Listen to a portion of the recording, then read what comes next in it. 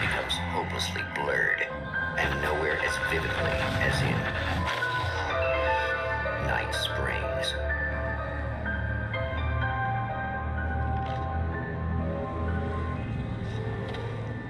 The man before you is a champion of light. He is part of a conflict between darkness and light that is both ancient and eternal. He is chasing a dangerous quarry, the Herald of Darkness. His evil doppelganger, known only as Mr. Scratch.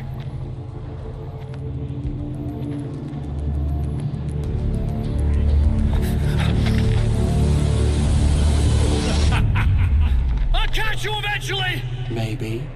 But what are you gonna do then? By then, I'll have had my hands on everything you love.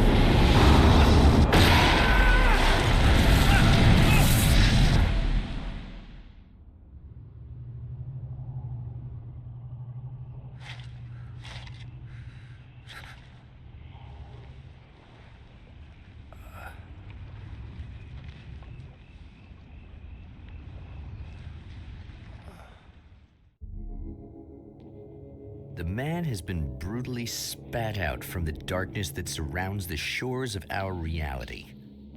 He has come to fight a decisive battle in Night Springs.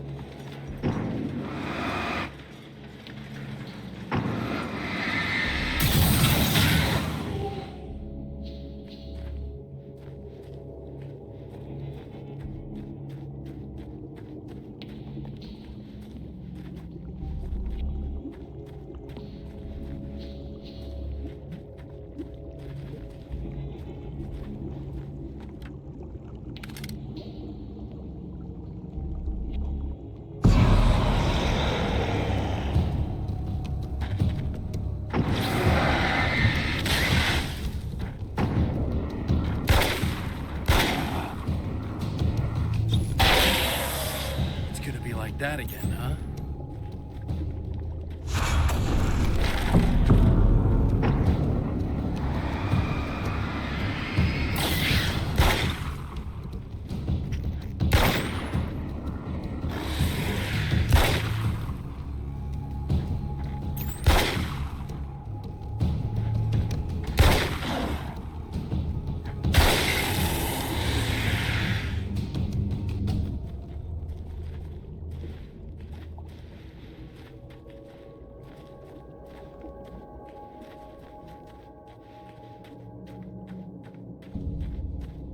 In another life, the man was a writer. He still practices that art, forging weapons of war out of ideas. But the violent currents that brought him here have scattered the pages he has written.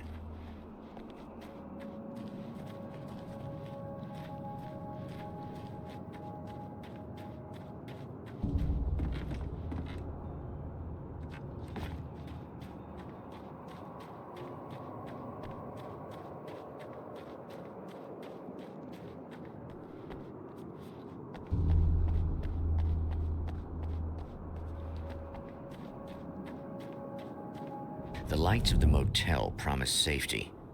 The man senses that the solution to his predicament begins there.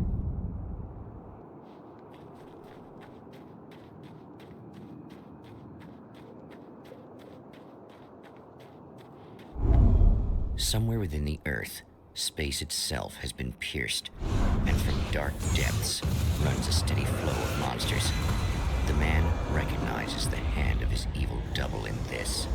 He knows he must put an end to this madness.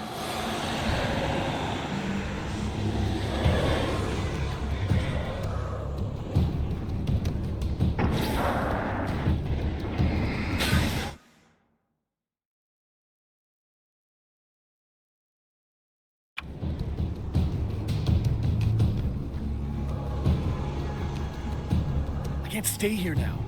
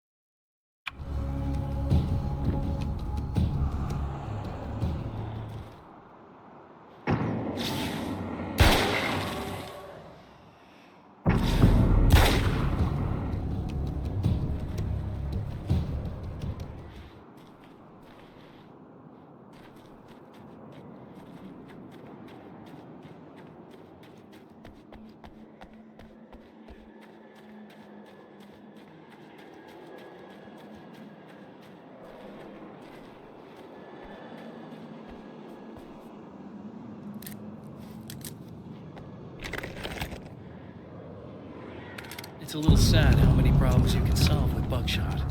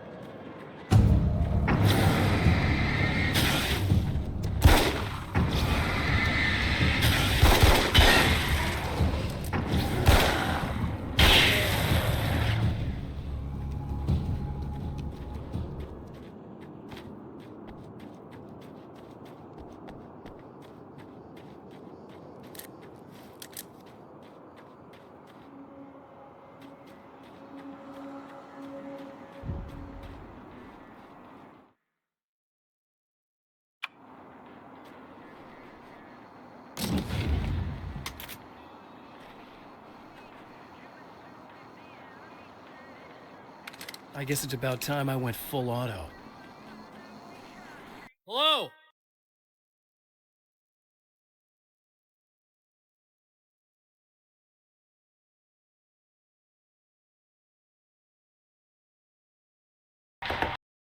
Hey, it's you. There. You remember me, right? Emma? Emma Sloan? I think you might have something that belongs to me. Really? A typewritten page? Oh, yeah, that's weird. I did find a page like that. I don't even know where it came from. It was all this weird stuff about the oil derrick and a satellite. Yes, that's what I'm looking for. Oh, well, I don't know how you knew I had it, but I guess it's yours. Listen, what's this all about? There are these really creepy guys hanging around the oil derricks. There's something really weird about them. They're dangerous. I'm gonna deal with them. Try to stay out of their sight, okay? And stay in the light. They hate the light.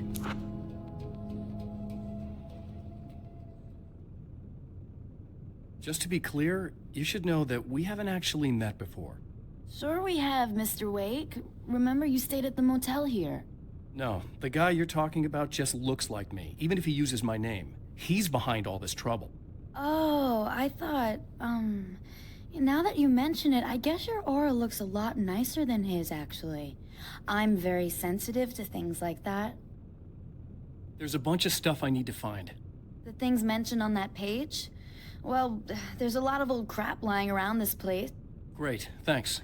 I think you should be able to find everything, except the satellite, obviously. Are you gonna tell me what this is? I don't think that'd go over too well. Why don't you let me be the judge of that? Fine. The page is a formula for rewriting reality. Either I use it to close a strange portal to a place that isn't in our world, or shadowy serial killer monster things keep pouring out of there. Yeah, you were right the first time. You can think what you want about me, but there's still bad guys around. Be careful. Well, you might be nuts, but I've seen the way they move, the way they look. I'll buy that. They're called Taken. They aren't really human. Not anymore. And they're climbing out of the oil well? What, do they have secret headquarters down there, or...? No, that's just where the point of connection is. It's a hole that leads to, well, it's a really nasty place. That's why I need to close it. And the guy who looks like you opened it, because he was hanging around the oil field before. He gets around, unfortunately. Thanks for helping me. Oh, I wish I thought you were just a nutcase. Actually, I kind of expected you to. Me too. But I feel like this is how it's supposed to go. Isn't that weird? Not really. I get that a lot in my line of work. What do you do anyway? I'm a writer. Obviously. What was that you said about my aura? Oh, I'm very spiritual, you know. I can see auras, but I only use it for healing and helping people. I'm like a wise woman, you know? I give people insight and advice. Look, just because I say crazy things doesn't mean I believe everything. Don't be like that. Maybe you should take a few crystals with you if you're going out there. It might be dangerous. They soothe your energies and focus your mind. It's fantastic. And they help me take out the bad guys? Oh, well, no, not as such. Yeah, okay. I think I'm... Or I have some wonderfully potent herbal detox suppositories. Yeah, I'm good. I'm good.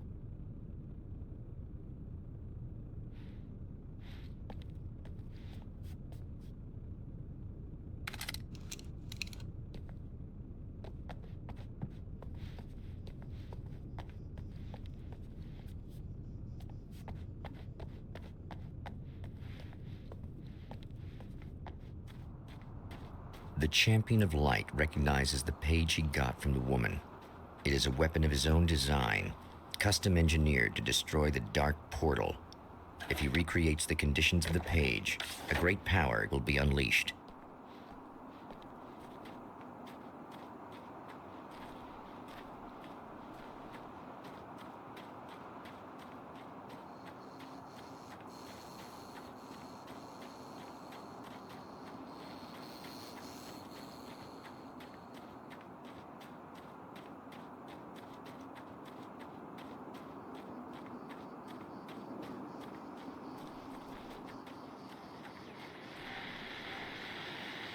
Oh, hell. This isn't gonna be good. Is this on? How can you tell? I'm sorry, I'm not very good with gadgets.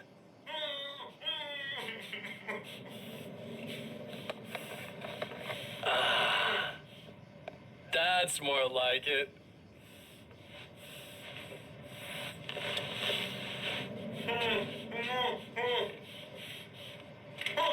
I'll be right with you.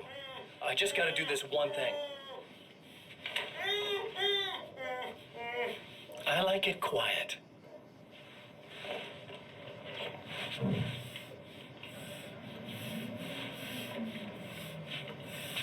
I bet you're wondering why this is happening.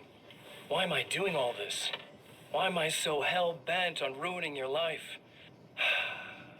You're cramping my style. You've got money, fame, everything you could want. But you don't know what to do with it. I do. I'm getting all the things you never had the balls to go for. Having more fun, too.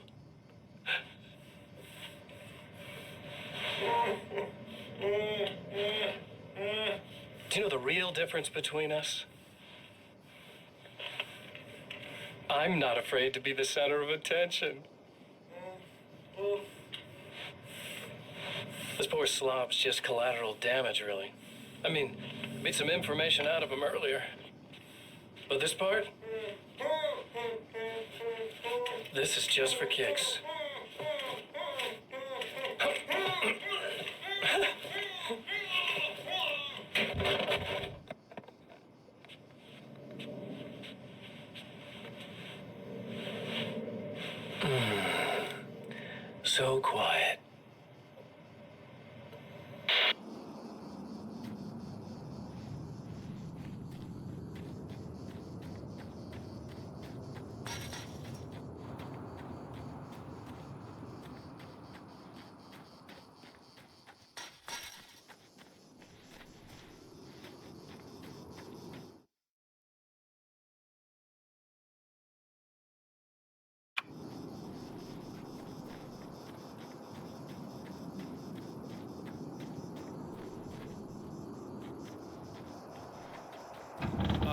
Wait. Wait. Whoa!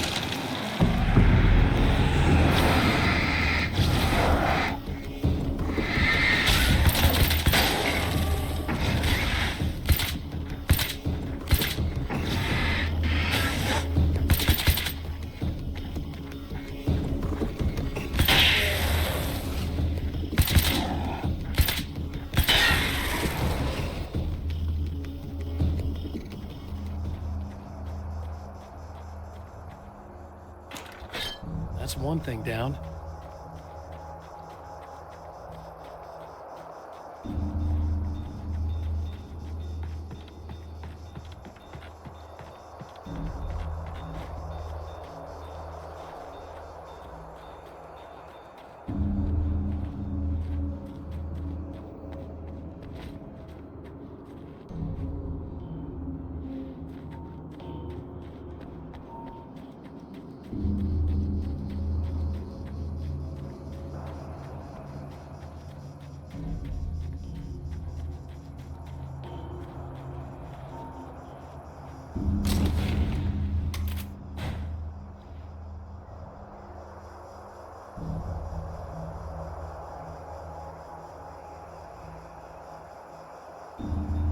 Magnum?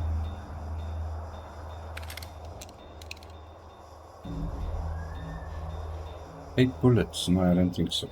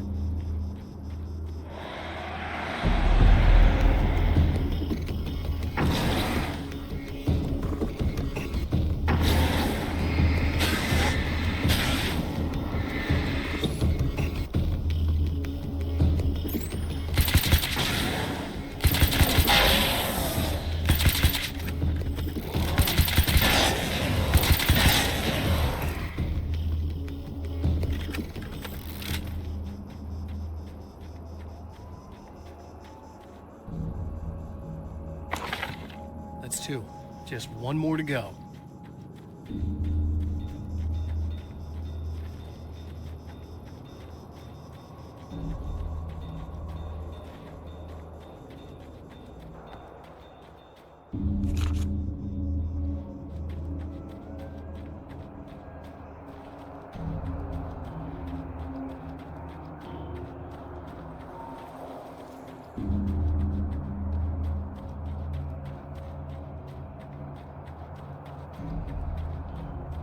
Dus type open world type story.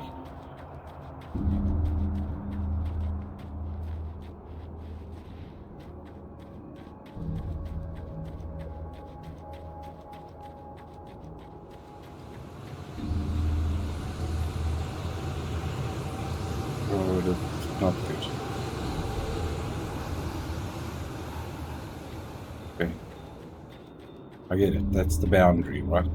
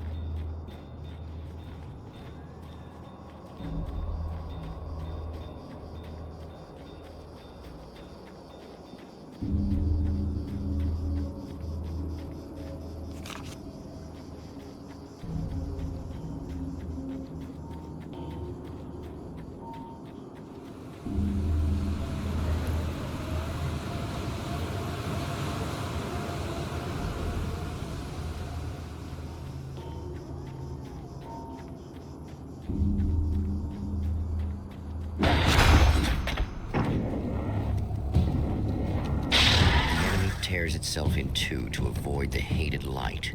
It becomes weaker, but more numerous.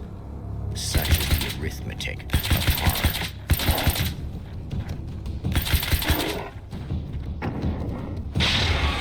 Oh.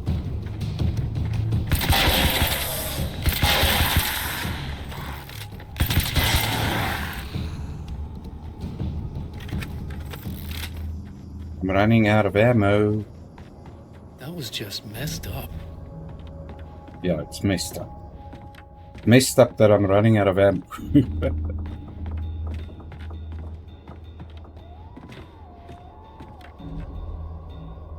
That's everything. The man has found the battery, but it is empty. It will need to be That tells me recharged. I'm really gonna need the extra firepower.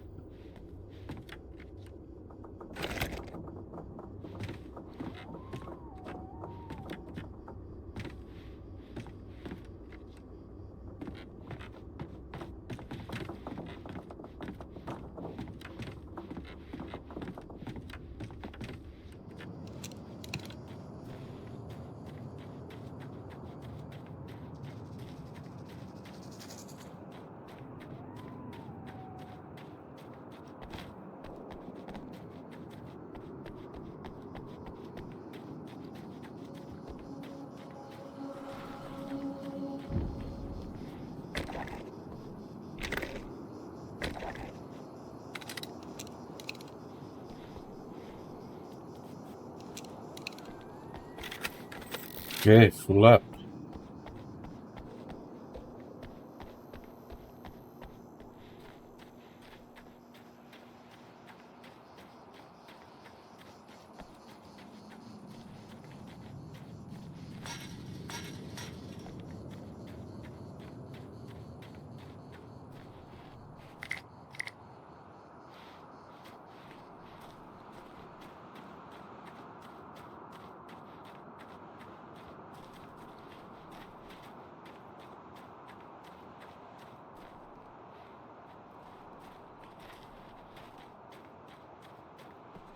I need this battery charged. No problem.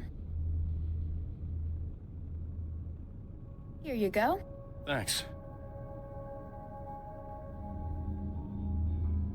Listen, I don't know what's gonna happen exactly when I do this. My memory's a little hazy. I don't even know what that means. All I'm saying is you don't want to come anywhere near the oil field, all right? This thing could get out of hand. In the middle of highly flammable materials. Great. I'll do my best to contain it. Just please don't turn out to be some kind of crazy terrorist guy, okay? Both faces in properly. Okay, I'm gonna go now. Wish me luck. Wait a sec, I want to ask you about something first. What did you mean with that my memory's a little hazy thing? I had a pretty rough time coming here. It was like being caught in a tsunami. I blacked out for a while. It's hard to explain. There's a barrier of sorts that I had to break through. I was lucky to make it here with my wits as intact as they are. So you might have brain damage, you're about to do great things with a magic piece of paper, and you came here from another dimension? No, I'm from New York. I was just visiting another dimension. Oh, yeah, okay. My bad. That's funny. Oh, that's the... Wait,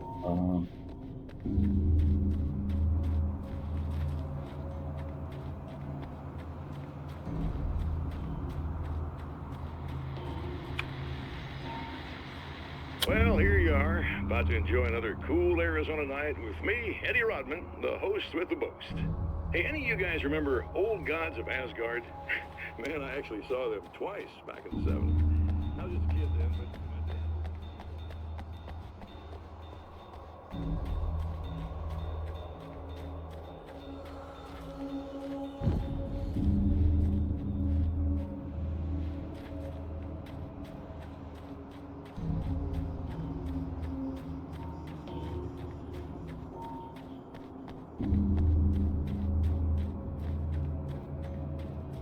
is that...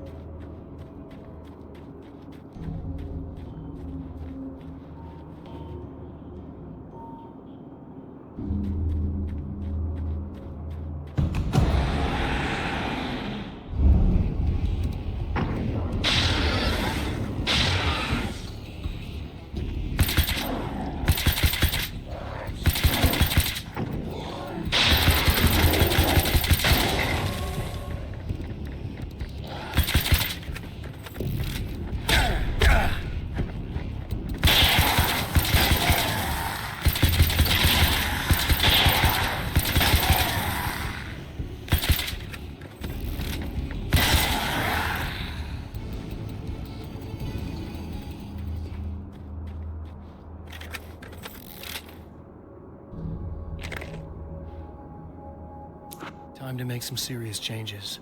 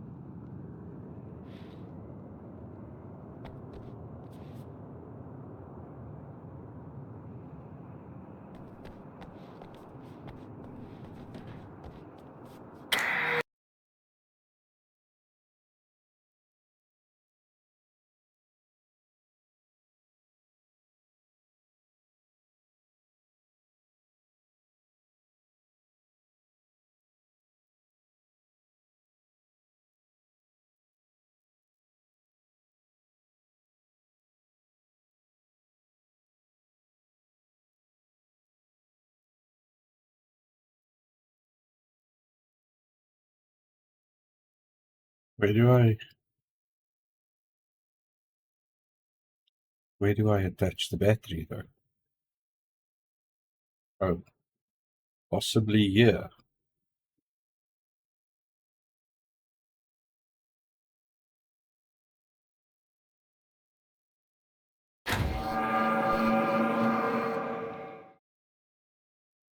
Lights were blinking. Now I just need to turn this thing, I guess.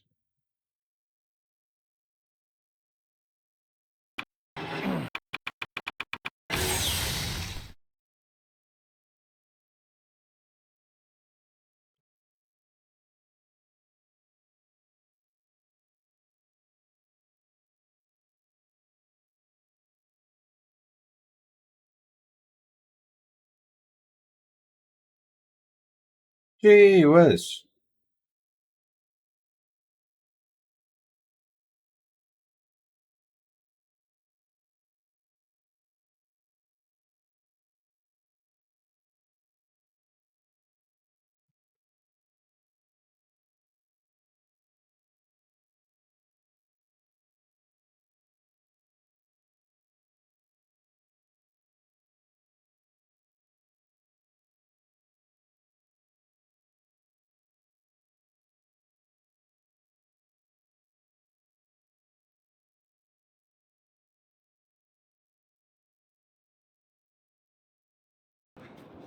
Damn. Check this thing.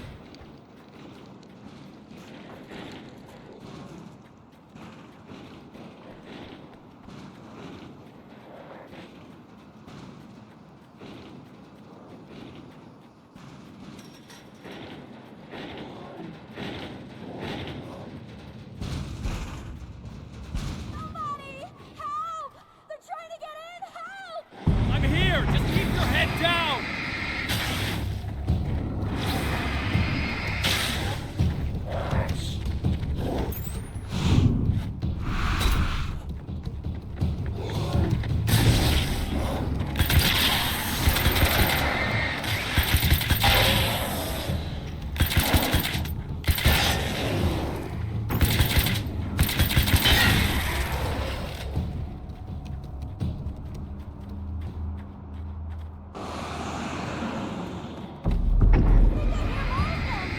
Yeah, I think I noticed.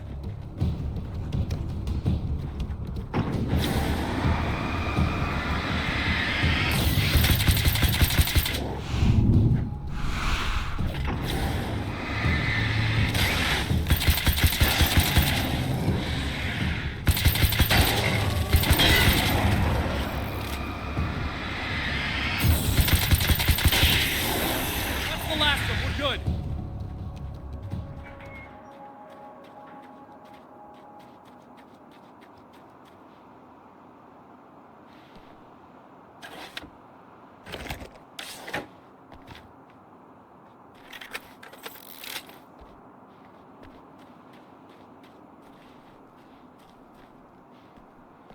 What the hell was that? Easy. I got him. You're safe. I need you to tell me what you know about him. The guy who looks like me. There was a party in one of the rooms. It was pretty wild. I'm not sure which room it was in. You didn't attend. No, I wasn't there. But it got way out of hand. Anyway, I heard that he went to the diner and there was a fight there or something. Maybe you could find out more from there. I got some keys that you could maybe use. You just happen to have the keys, huh? Fine. I'll take a look. Stay here. Like hell. I'm getting out of here as soon as you leave so I could close up this place and go home. Emma, you really want to stay here in the light? Yeah, thanks for the advice, but I'm not sticking around. Just go already, okay? Are you okay? I guess. Thanks for the help. Were those what do you call them? The Taken? What are they? It's complicated. Short version, the darkness can take people over. That's why I had to destroy the oil derrick. Otherwise, they would have overrun the place. Wow, I didn't think you'd actually do it. I mean, I didn't think it'd work. That's crazy. Let me just try one more time at the risk of sounding like a broken record. It's bad out there. I don't want you hurt. You should stay put. Yeah, while you turn this place into an inferno, run around shooting things up and play some kind of weird games with your psycho evil twin. Don't get me wrong, you're nice for a weirdo. I'm impressed as hell by all of this, but enough is enough. I seriously just want to get out of here, okay? Funny. Okay. And you continue working on the car. Alright, so... Got to do a refill.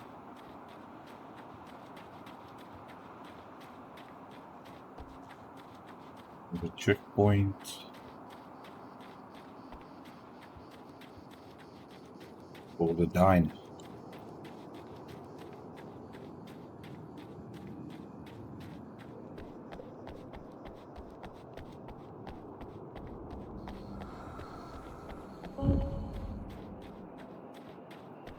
A poltergeist. Its existence is one of rage and hostility, and its very presence turns ordinary objects into deadly projectiles. Oh, shit!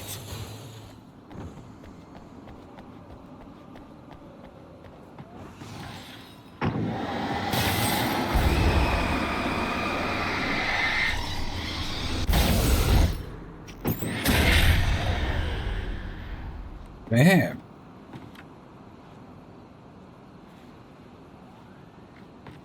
Okay, let's check first. Saw something here. That's ammo. So I'll come for that later. There's a manuscript.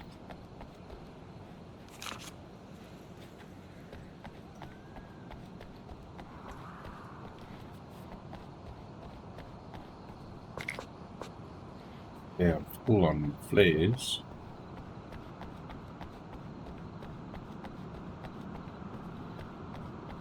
Get past here? No.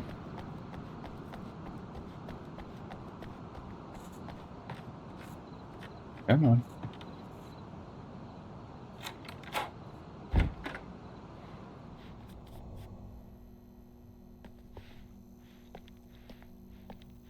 The scene. Traces of violence. A callous midnight snack.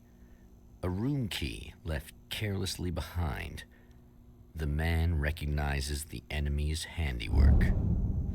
I think these are keys for the motel rooms.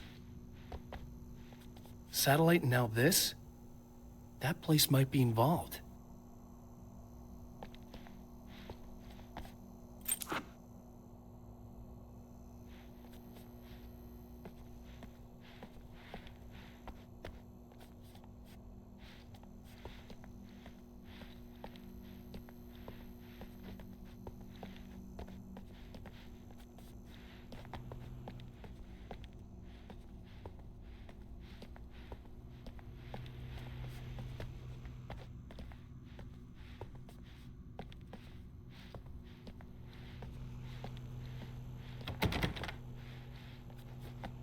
And that's out of the question.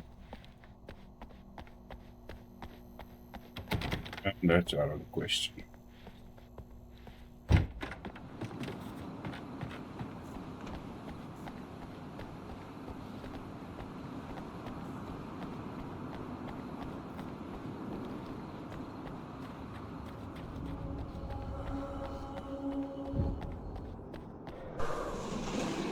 Emma Sloan was a believer in a great many things, most of which were entirely fallacious.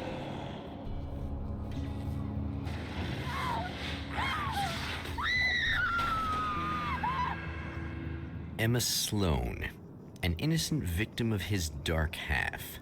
More collateral damage in the ongoing war. Damned by forces beyond her control as much as by her own actions.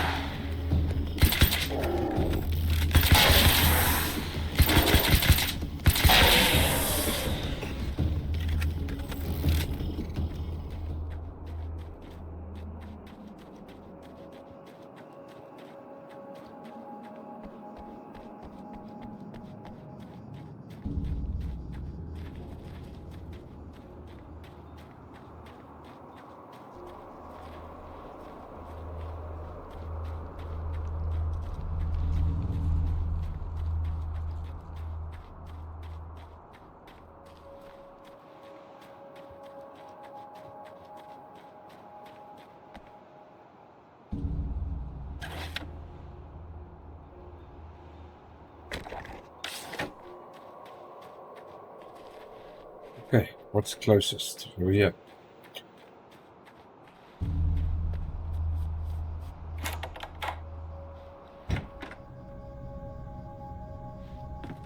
Damn. Michael Farabee, dead, tortured, dressed in clothes that bore the name of a local observatory. A slim lead, but solid enough. It stirs something deep in his mind. He knows where to go now.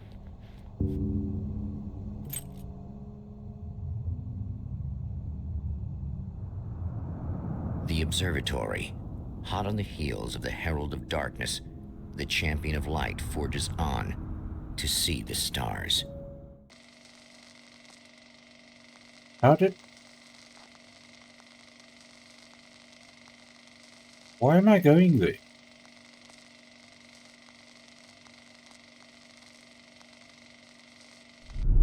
An observatory, a place for a man to witness the magnificence of the universe. I wasn't But ready such to go there. insights are not what the champion of light is looking for. He has come to find a weapon.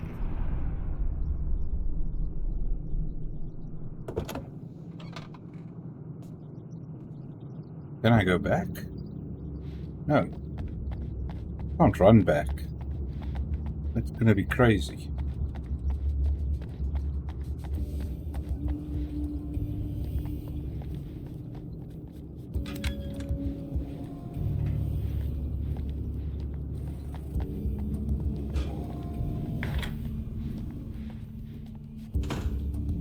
Welcome back, listeners. As you know, I'm Eddie Rodman, and I'm still talking to old gods of Asgard, who are doing their big comeback tour. How's that been going for you? Odin? Splendid! I'm having the time of my life!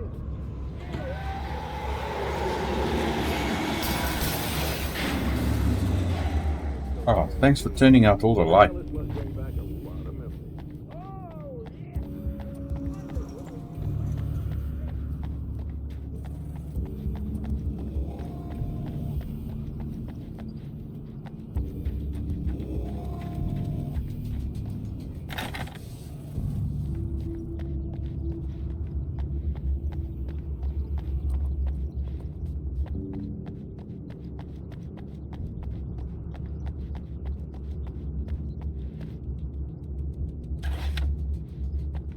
Still behind.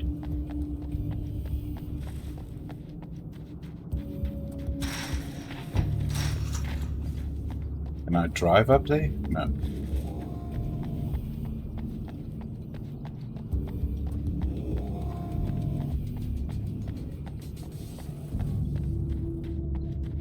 I love hiding stuff.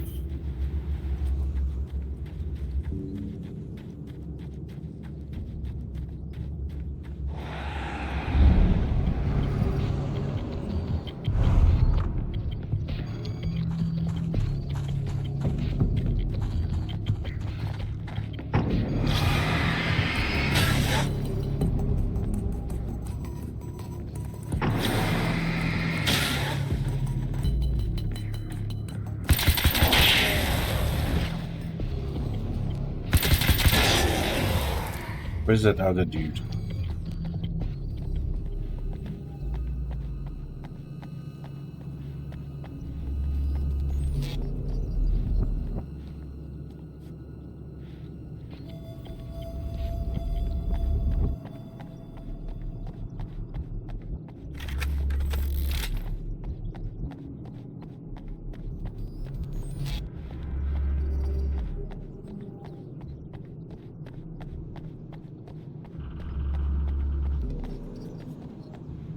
Good. Oh, flashbang. Nailgun ammo.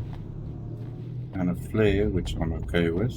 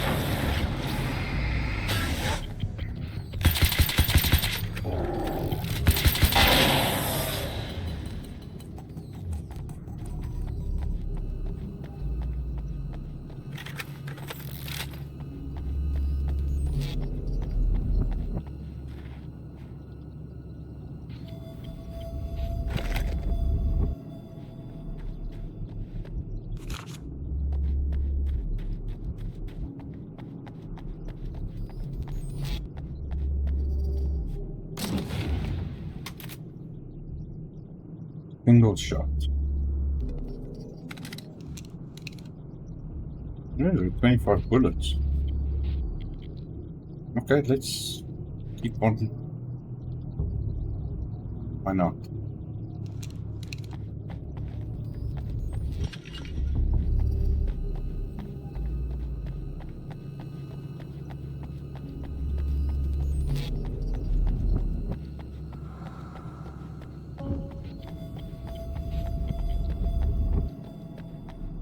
There was something else.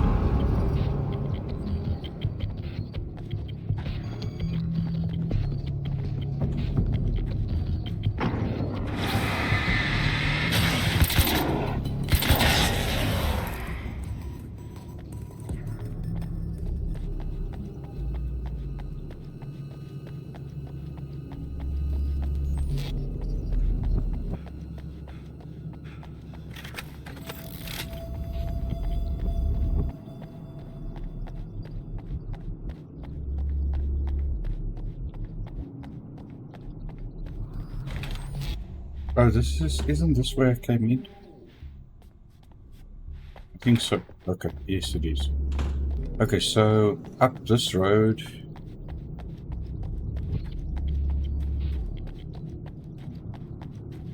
I wonder if they respawn. Let's see.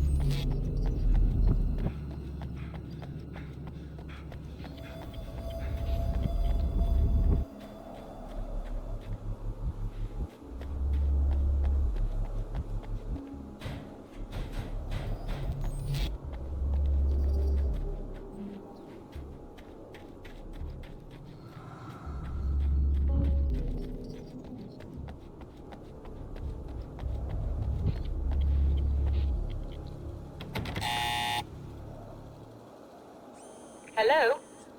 I'm Dr. Rachel Meadows, and... Wait a moment, it's you! I can't believe you dare show your face around here again.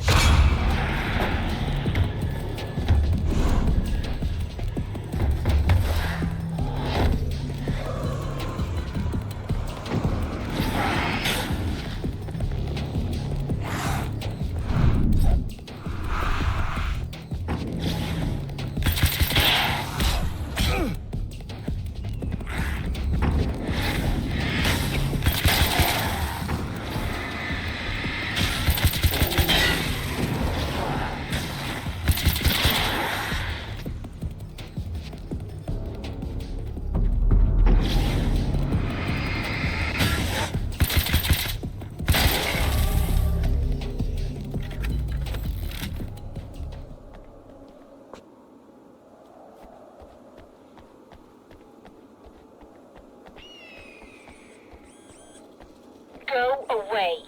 It wasn't me. I just look like him. Are you serious? That's what you're going with? Please! I'm trying to stop him. You saw those shadow things trying to kill me, right? I bet he got along with them just fine. Yes. Yes, he did. All right. Come on in. Thank you.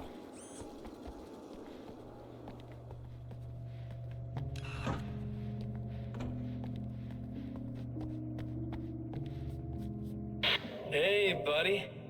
I figured I'd take a moment to talk to you. There's a party next door. I'm feeling pretty good right now. A little beer, a little fun, you know? It's nice.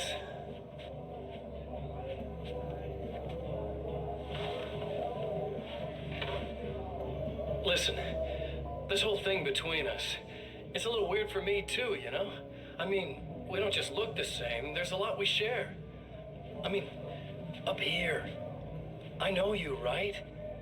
So I was thinking maybe we could...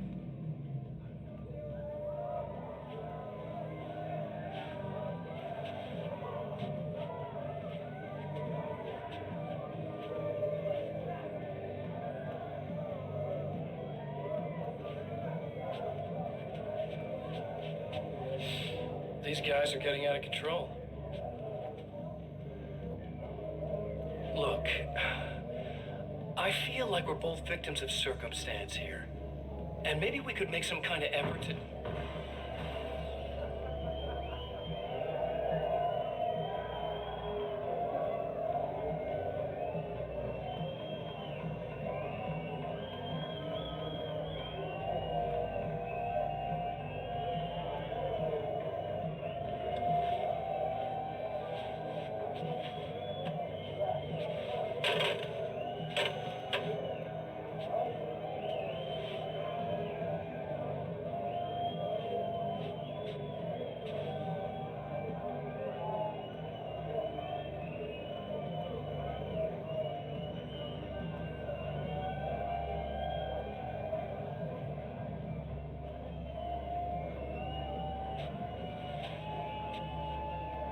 Never mind.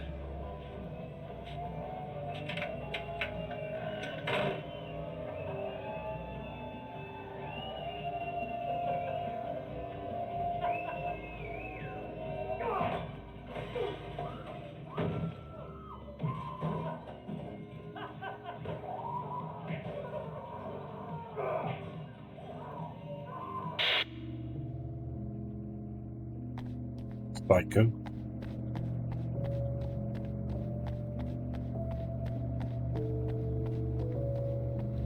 Just a moment, I'll send the lift down to you. I didn't expect to see anyone here tonight, but I'm relieved to see an actual person. That's assuming this isn't some kind of cruel trick on your part, of course.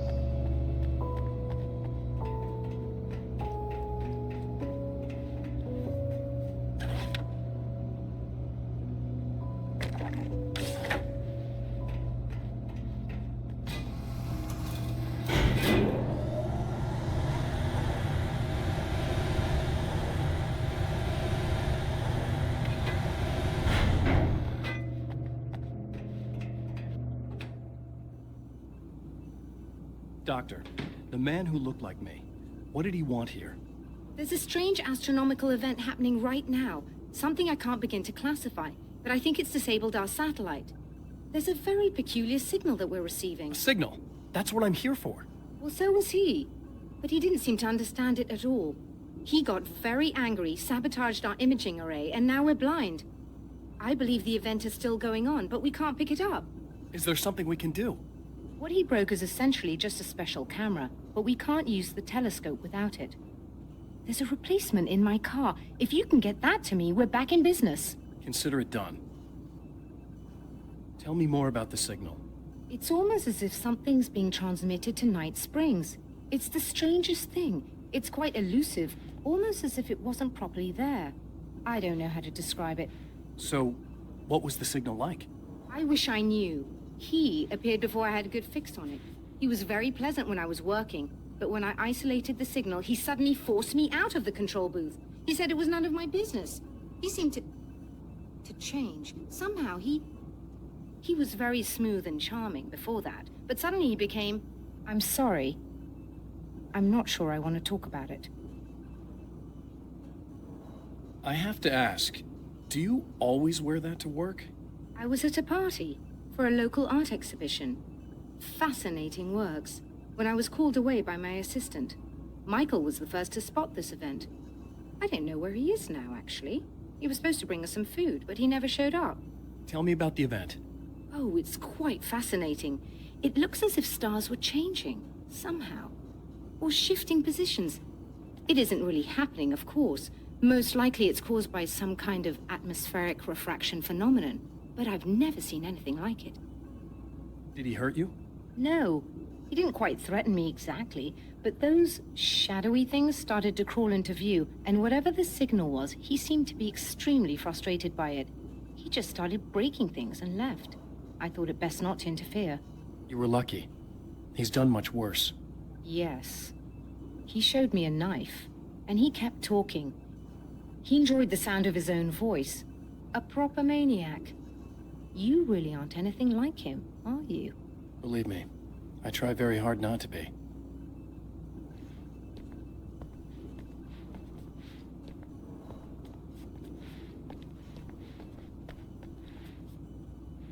Do I go? Yeah, good.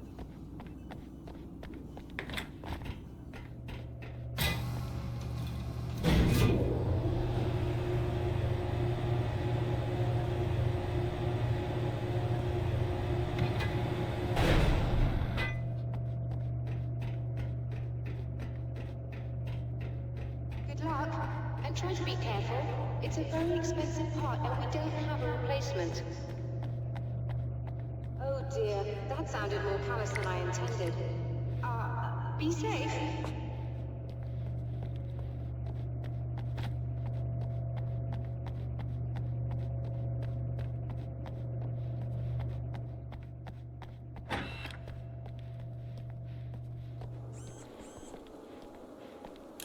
Car?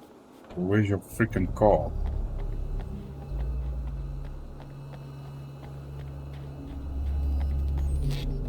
Why did you park so far?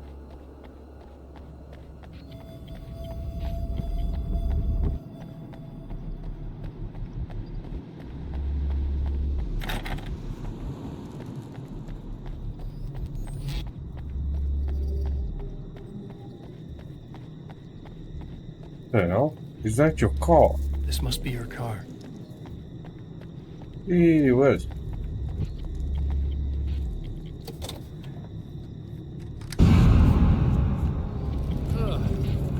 What the hell?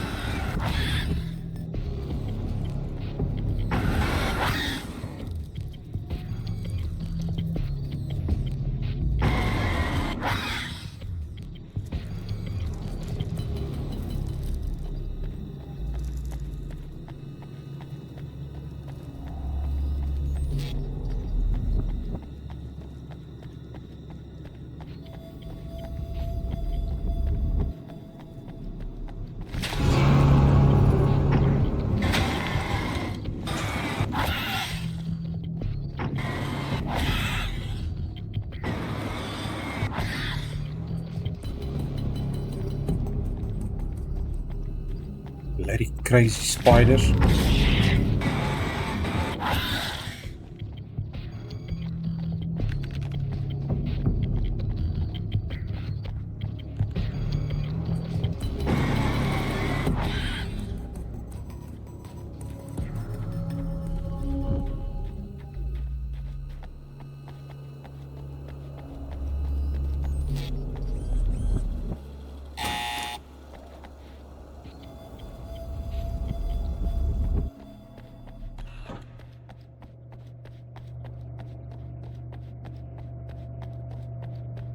I found it!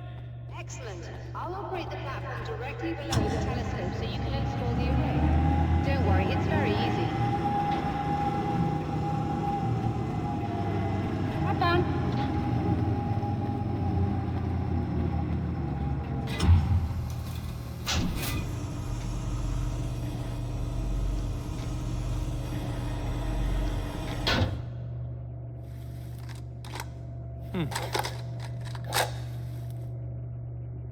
Brilliant, you got it.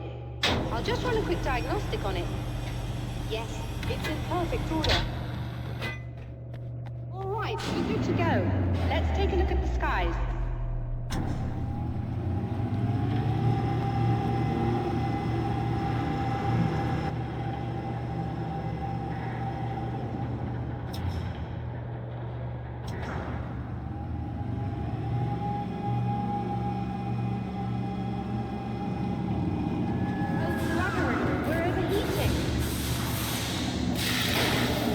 Shut this down.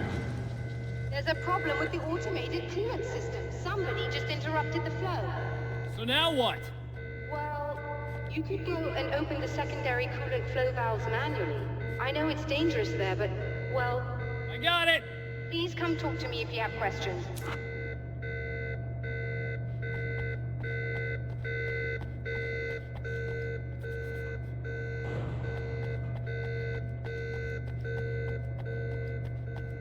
Where is it on the outside? No, there's one on the inside.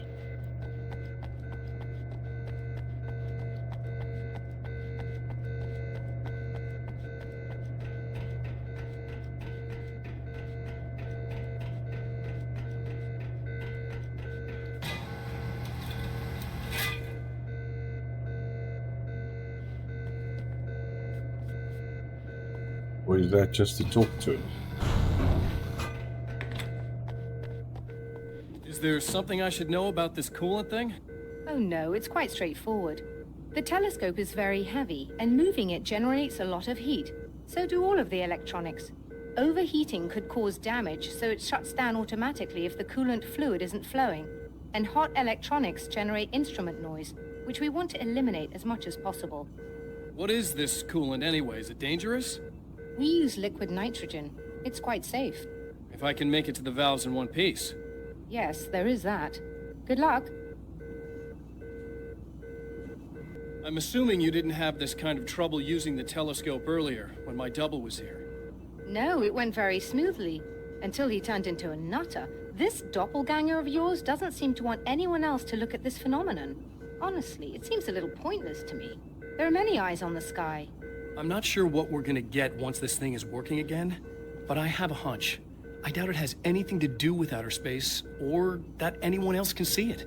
I think it's a message for me. For you? That seems unlikely.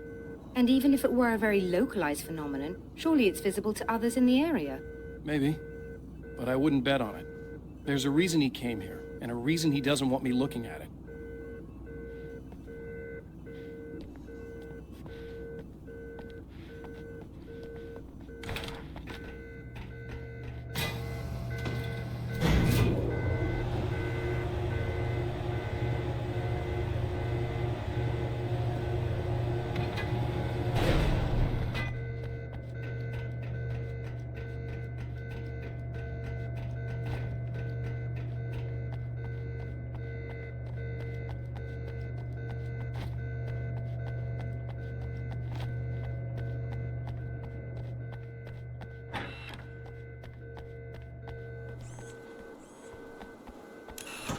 Just remember, you need to release all 3 valves. It doesn't matter what order you do it in.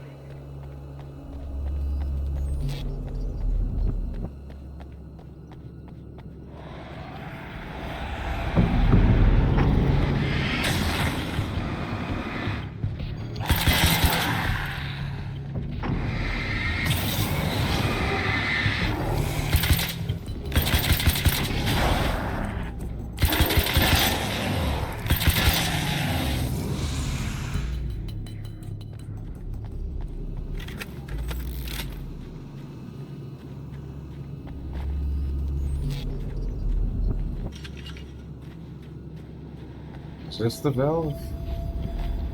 No.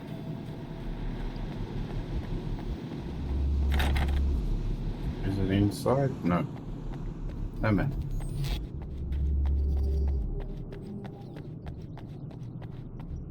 It has to be the valve. Must be that.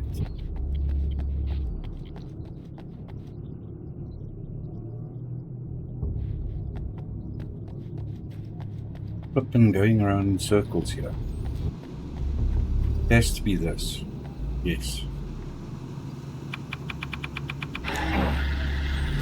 Okay, that's one.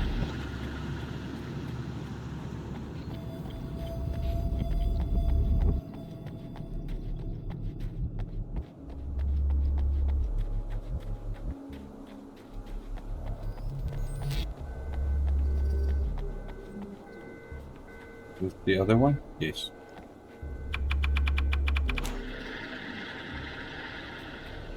And now where's the last one? At the back.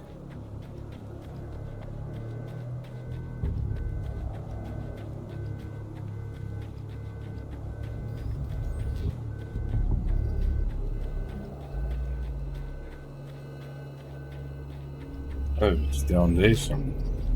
Can I go down here without breaking my neck? Probably not.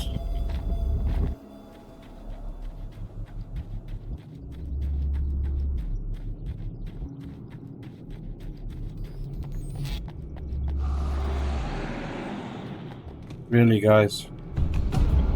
Oh.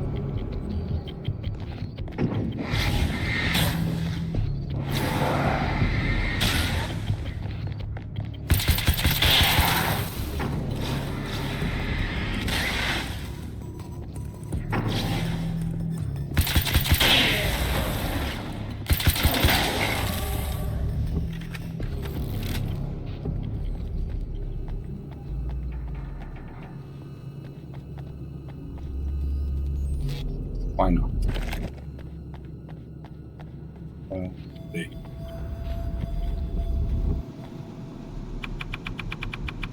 Okay, that should do it.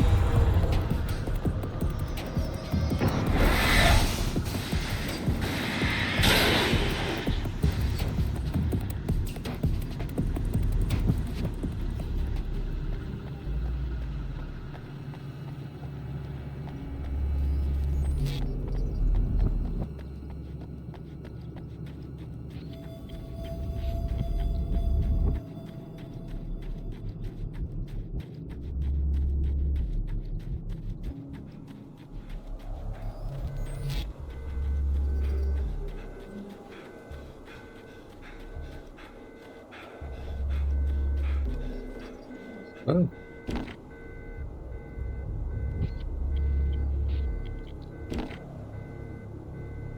Not enough manuscript pages? Really?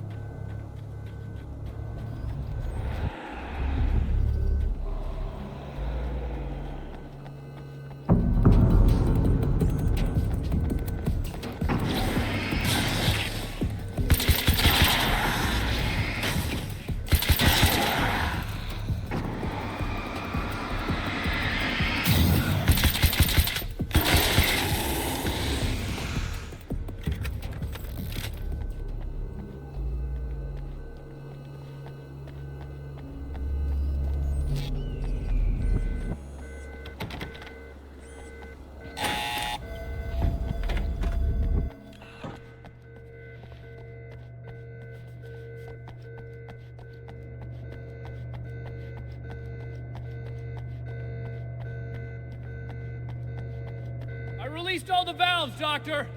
Is it working? Just bear with me a moment. Yes, I believe you've got it sorted. It's working again. Nicely done.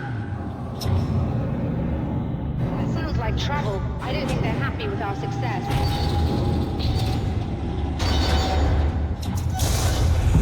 Look out, they found a way in.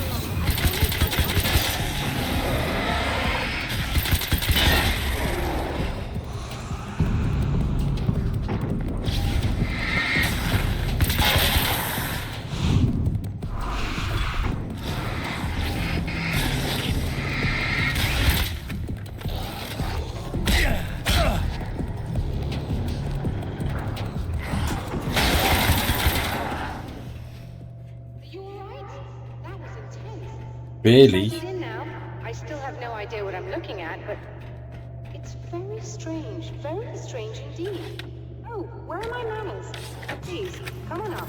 I'm sorry, I was distracted.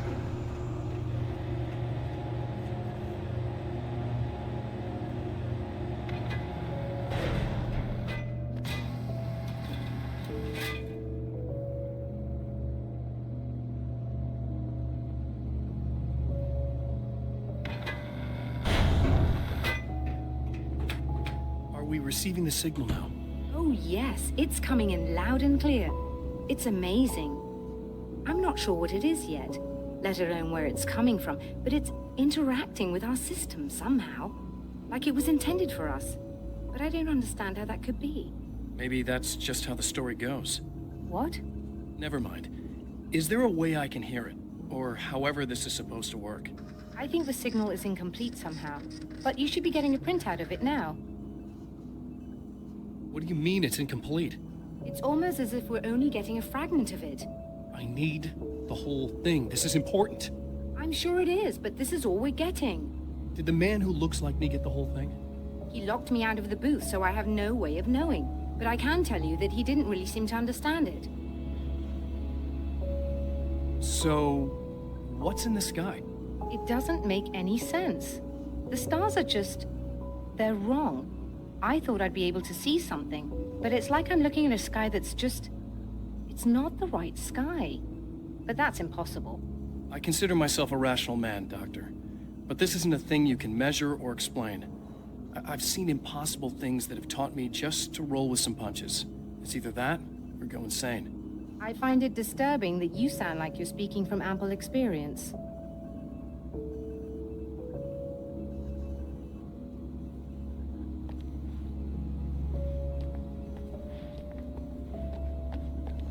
A printout of a signal. It too is a weapon created by the Champion of Light. In its words, stirs a new reality. But it is incomplete, and yet it provides a roadmap for the man to follow, a course that will lead him to a place where he may confront his enemy.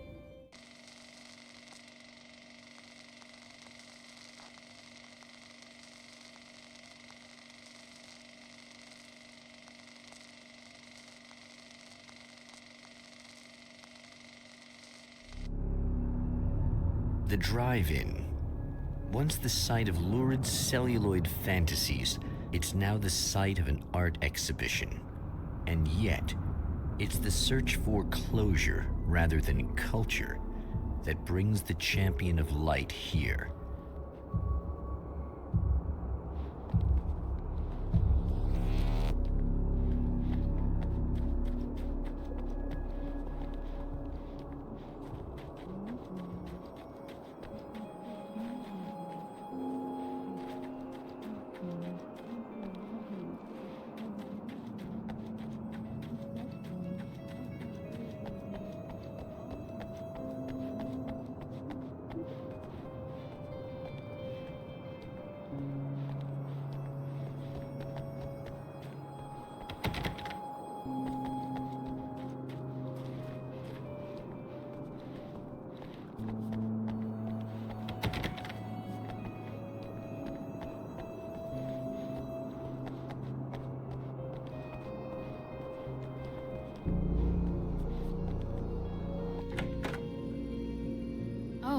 it's you.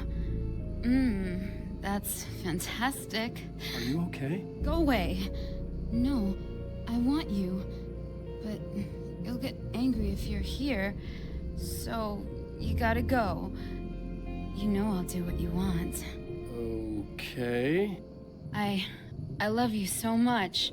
Did you know that love hurts? Are you gonna hurt me now? 'Cause you should. Lady, you got darkness on the brain. I think I can help you if I can get the lights on in here. You can't turn the power back on. It's not allowed. You said.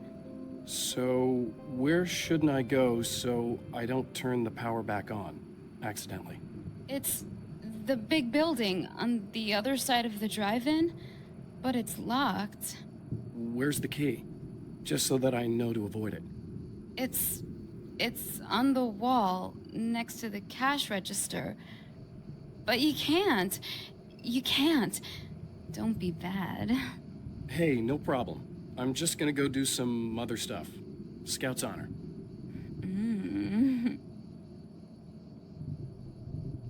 Just try to stay calm. I've seen this kind of thing before. I think you're gonna be okay. Why is it so hard to think? You've been touched by darkness. I'm hoping it's not permanent. Remember when you were here before, and you kissed me? And then everything got all dark? That was the best. Listen, this is very important. Where did I go? Can you tell me that? Baby, you don't need to go anywhere. You're here now, and you're in my head. You should be in me. You should touch me again. Not with a 10-foot pole, lady. Hey, just in case there's a part of you in there that's freaking out right now, it's not your fault. I promise I'll do what I can to help you, okay? I don't... Please go away. Don't sweat it. I'm just saying that in case you really need to hear it, I've been there. I think there are spiders in my eyes. I think you put them in me. Yeah, I'm just gonna go now.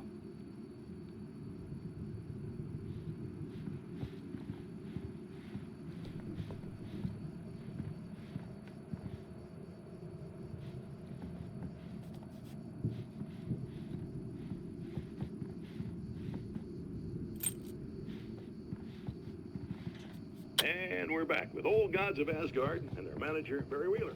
Guys, you're on your comeback tour, and you're playing a lot of your classic material, but you've also got a new single out, right? How'd that come about? The man has encountered this before. People whose integrity has been suborned by the insidious touch of the darkness. He has experienced it himself, but merciful light burned away the darkness in his brain.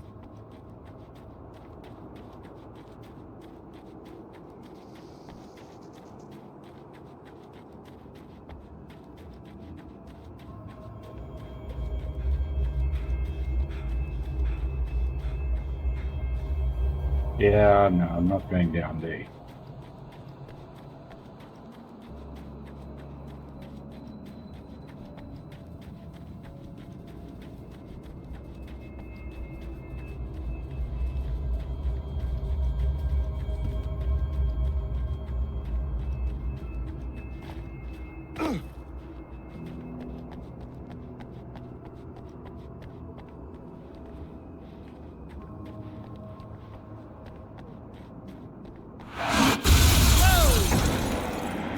Good.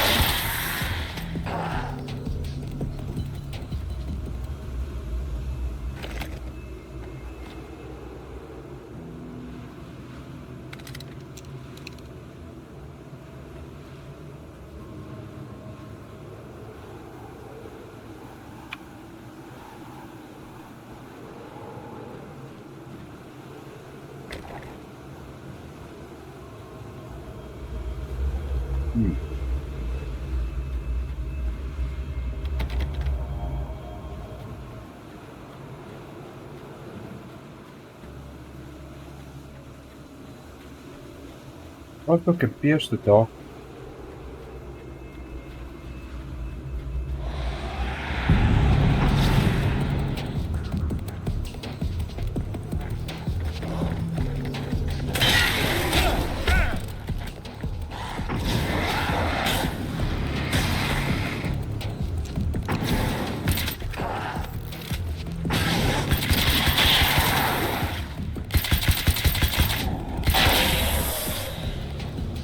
Niet precies.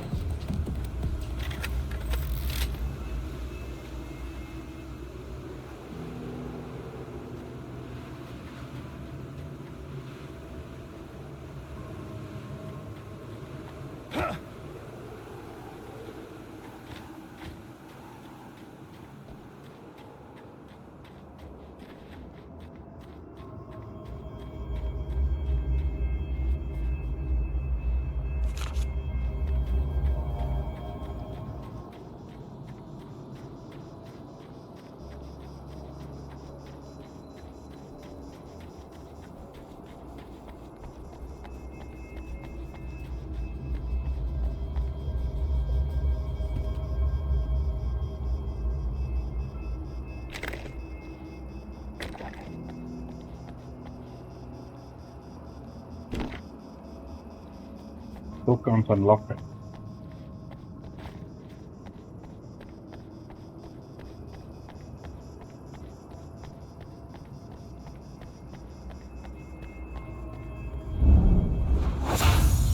Oh, look! Mr. Hero's here! You ready to save the day?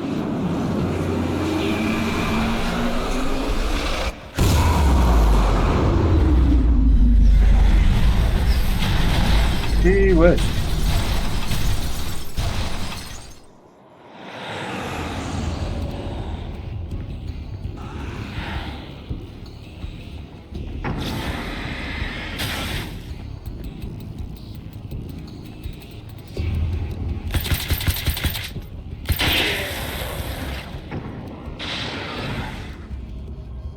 Oh.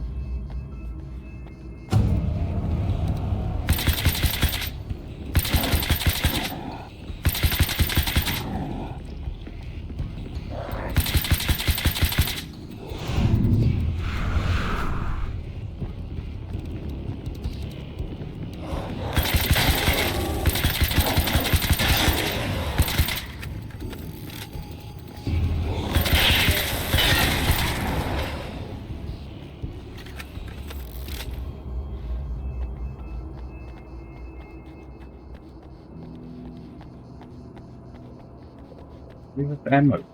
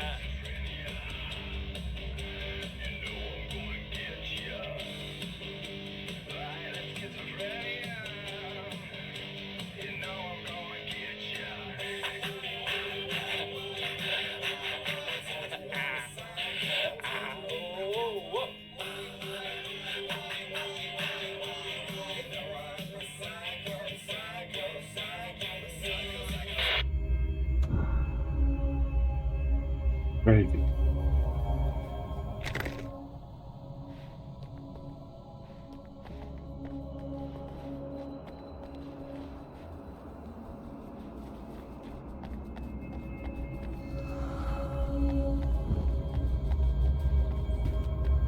down here?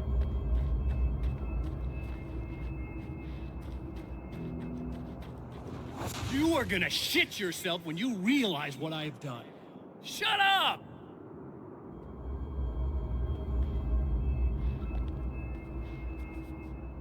Oh, but wait a minute. I haven't finished everything yet. Been up there. And I've been there. I've been there. Oh, I have. Okay.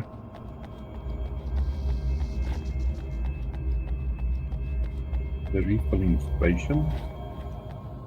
Don't mind if I do.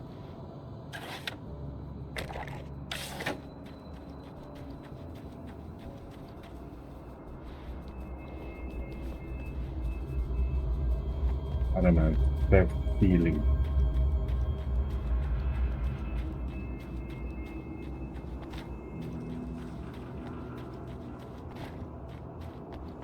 It's the wrong feeling.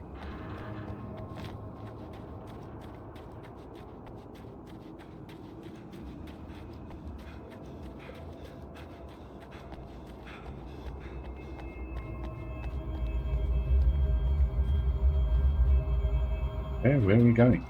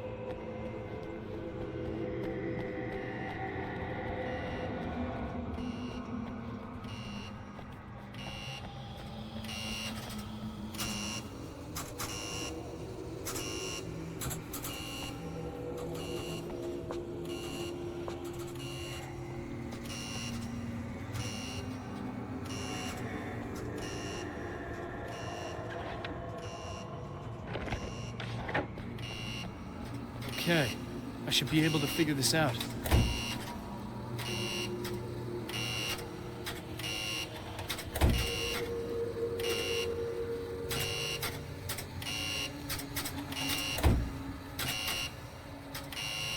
Maybe not.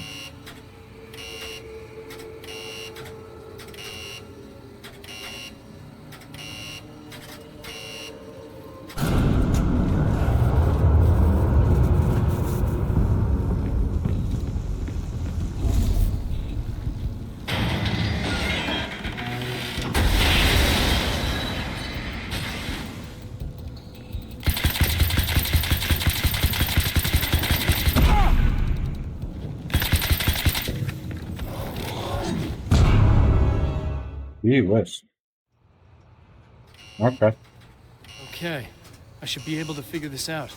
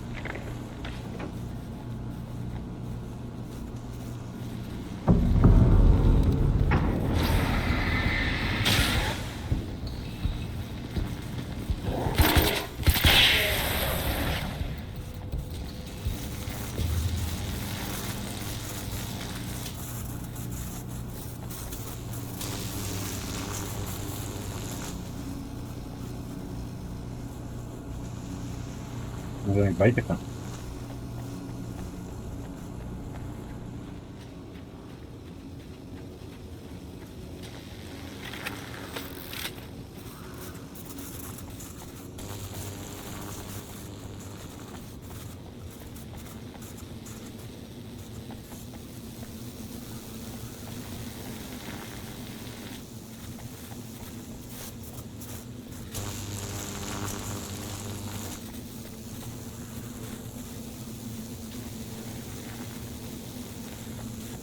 That doesn't help.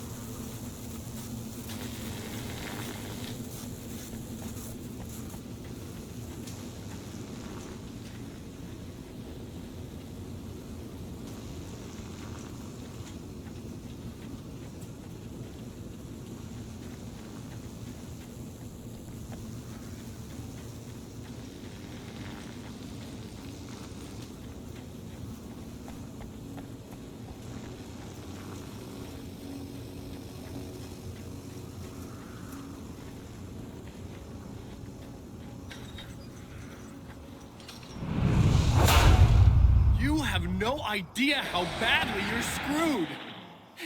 It's gonna be a blast to watch you find out. Don't want to get hit by those.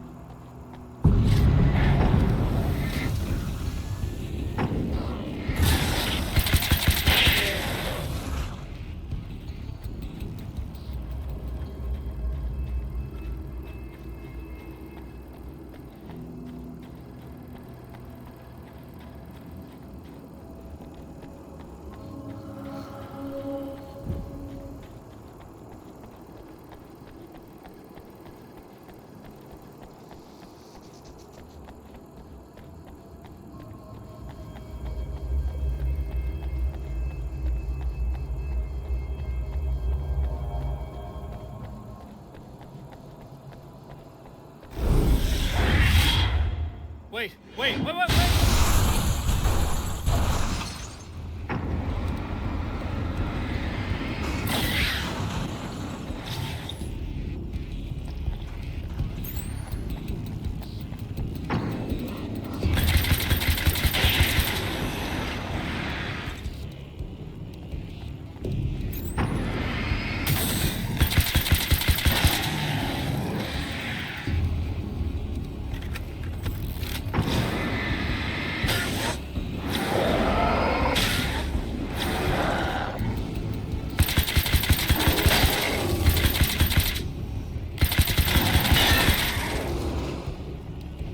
ورا أنا الخط.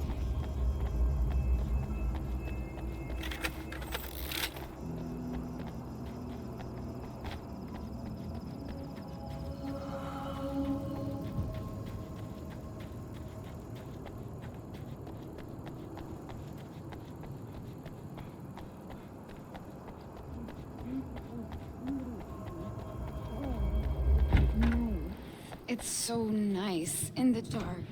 I can smell you. Like... No, don't! Oh, it's not... It's you.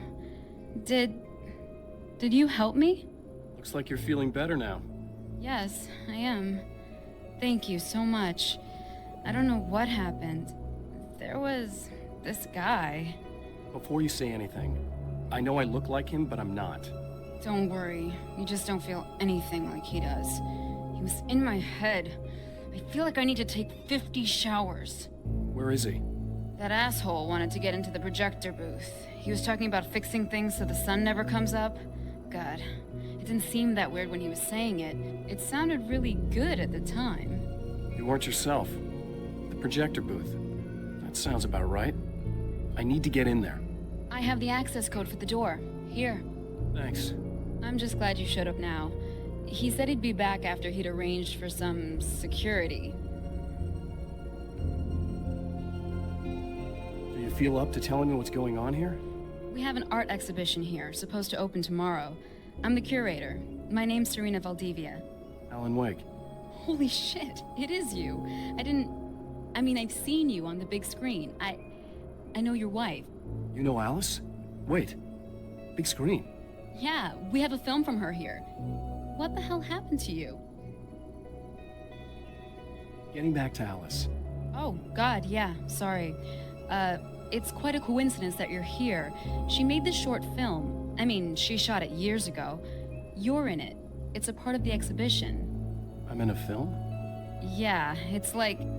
it's just footage she shot of you at some point, but she turned it into this thing. It's, almost like a memorial of sorts, because, you're supposed to be dead. Or something. Uh-huh. How's Alice? Is she all right? She's okay, I guess, all things considered. I know her pretty well. You're really Alan? I can't believe you're here. Nobody knows what happened to you. But there are people who say they've seen you. That wasn't me. He just looks the same. Like, Yeah, but that guy's a lot more slimy. The thought of him makes me... I hate him, but there's something about him, God, he's so creepy. Anyway, you're not like him. At all. I hope you can stop him.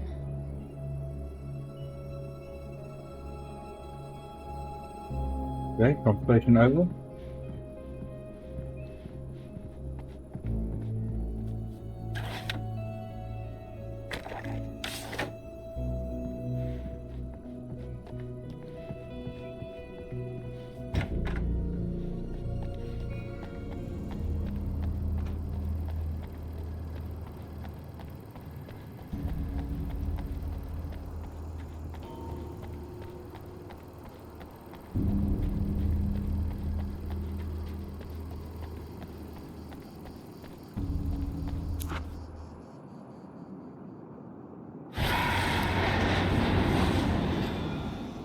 That's the security system? I guess it was too much to hope for an alarm and a fat rent-a-car.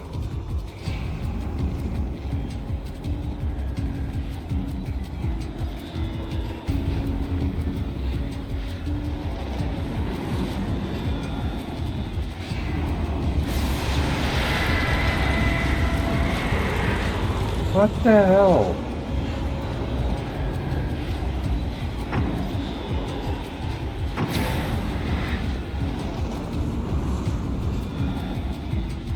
Come closer. To each other, I mean.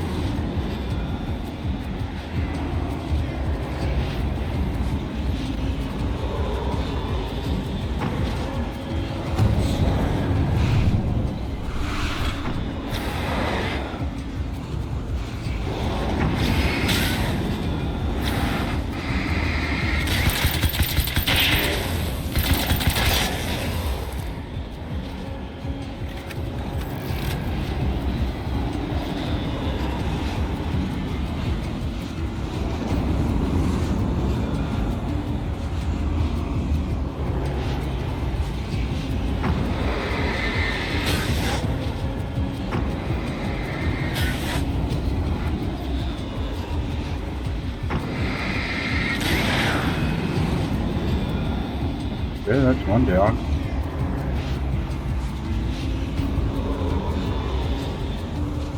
Don't trust it.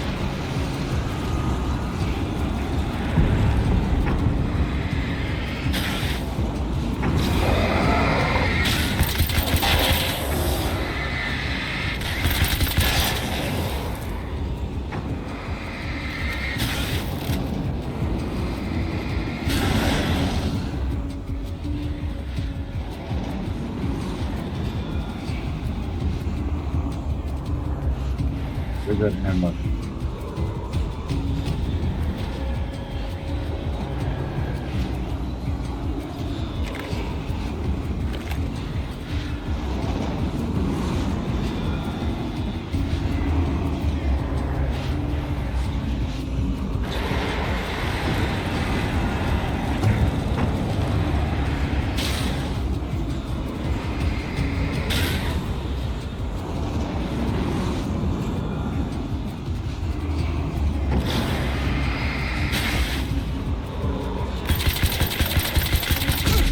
Where's mine? Fair Castillo.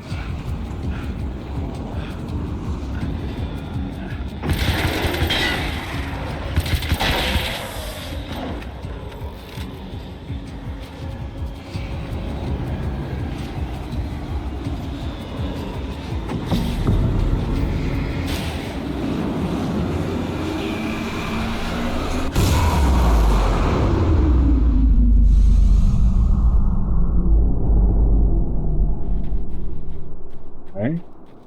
Theater. Let's pull up.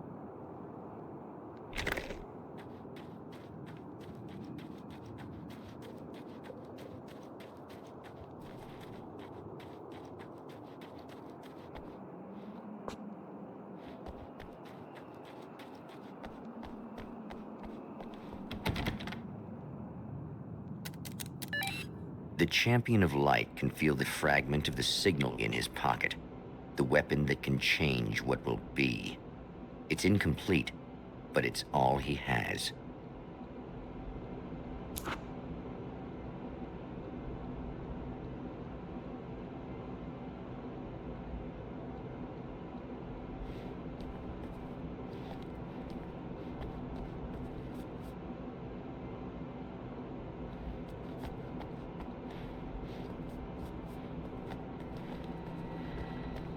I don't know what the dates are for your stomach.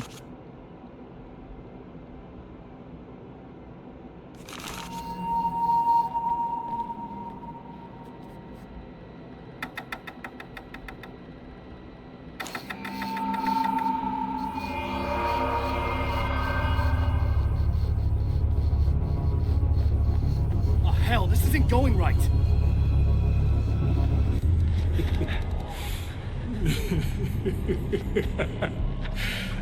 You've been up to something, haven't you?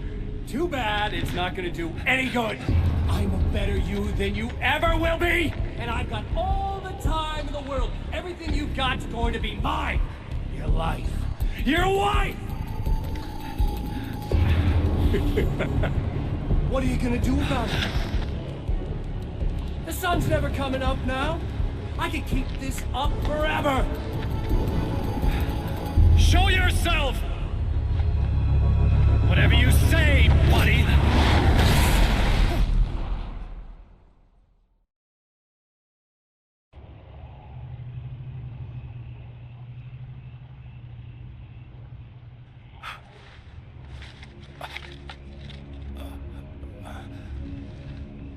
The rush of darkness is unstoppable.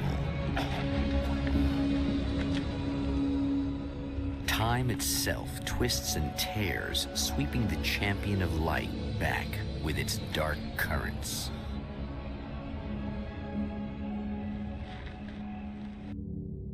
Again, he enters the world, but now he sees the trap for what it is, a maze that loops back into itself. I'm here again. He sent me back.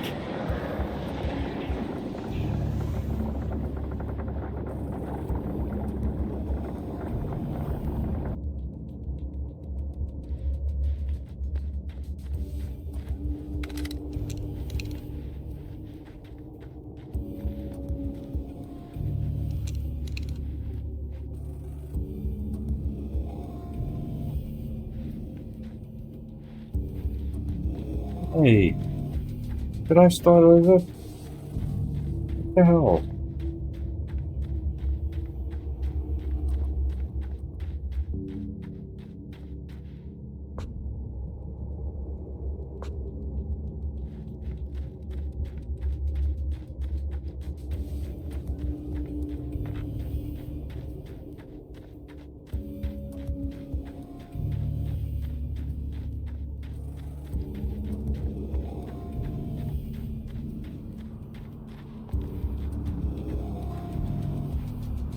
And I'm not going around in circles, am I? Oh, not birds again. What? What the hell?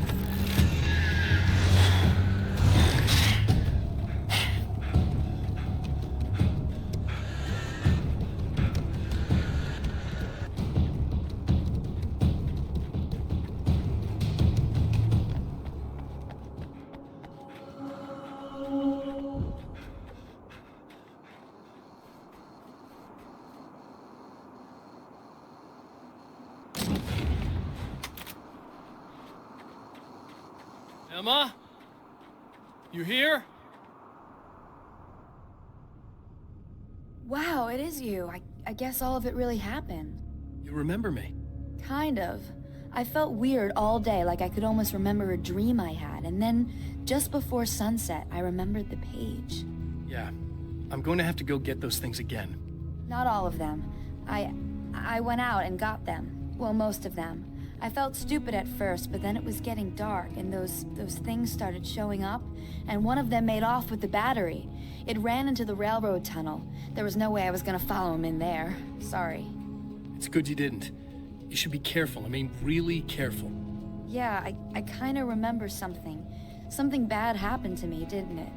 Forget it. It doesn't have to happen again, okay? Just do what I say. Yeah, okay. God, this is too weird. Am I going crazy here? Just go get that battery. Try to stay calm. You're perfectly sane. We're caught in a time loop. That's why this is happening again. I believe you. God, I feel like I might just lose it any second now. How come you're not freaking out over this? Because on my personal weird shit-o-meter, this just doesn't rate. Look, I know something happened to me before... You're gonna be okay, if you just keep cool, okay? Thanks for getting this stuff for me. It's a big help. I hope so. Are you gonna make everything blow up at the oil field again? I have to. Well, whatever the hell else you might be, at least you're not boring. Oh, you know.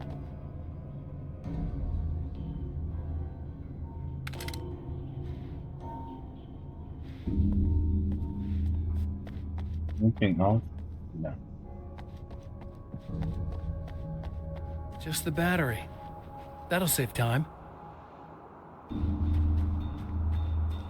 Maybe not.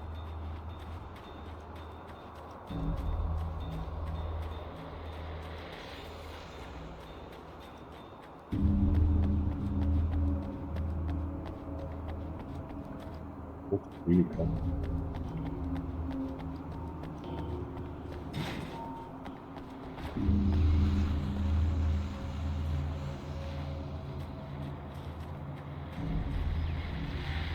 Okay, people, it's Eddie Rodman here with a few hours to kill, and there's nobody I'd rather spend.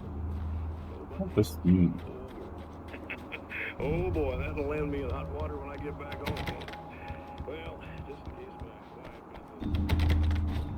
Okay. let me tell you, you are the exception, and the prettiest lady I ever saw at a boot. But I'd really like to spend some quality time with you.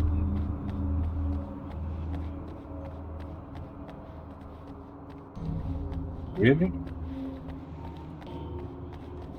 Keep talking. You don't even know what you're saying. It's like you're on an automatic.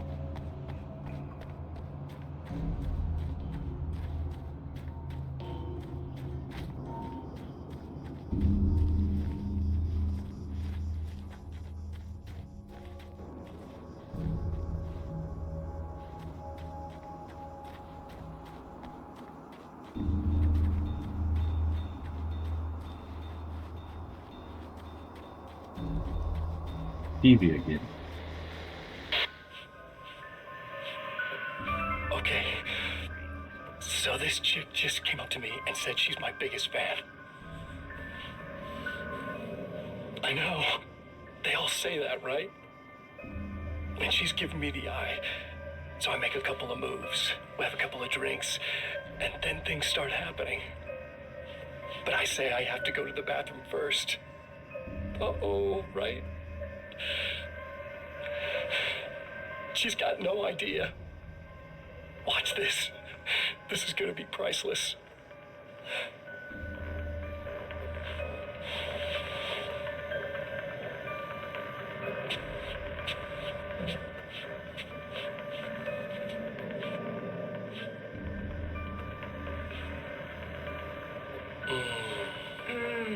That's nice.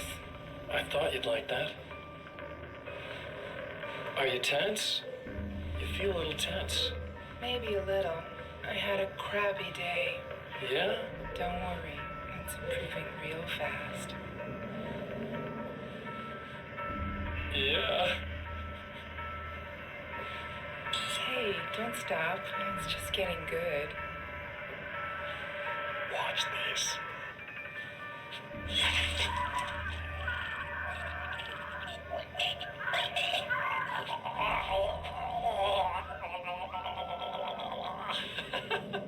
Psychopath? Yeah! Did you see that? Oh man, did you see her? Boom! More than anything else, that part of animals.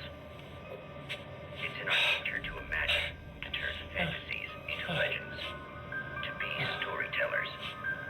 But on a rare occasion, the line between fact and fiction, imagination and reality becomes hopelessly blurred, and nowhere convincingly as in Night Springs.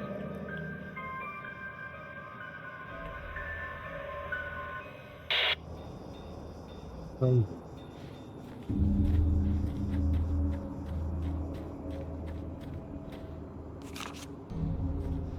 Okay, so the question mark may be helpful. Okay, this one is what, 85? Okay, which means I can't get in there. There. Wat ga je dingen? Begin? Oh, niet hier.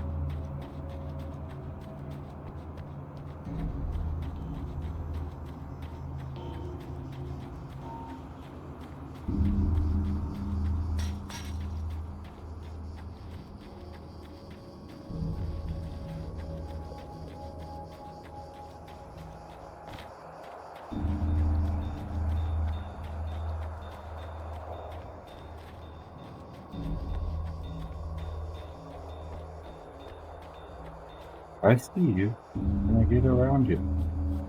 I can. Okay. Question mark. Keep an eye out for the freaking question mark.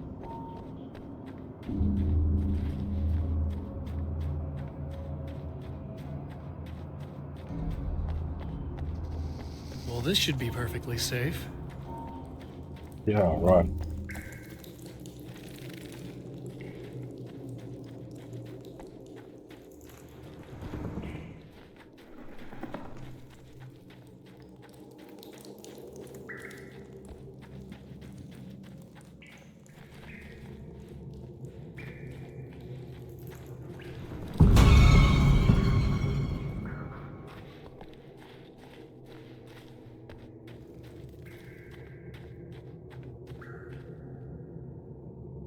Now I just need her to charge this up.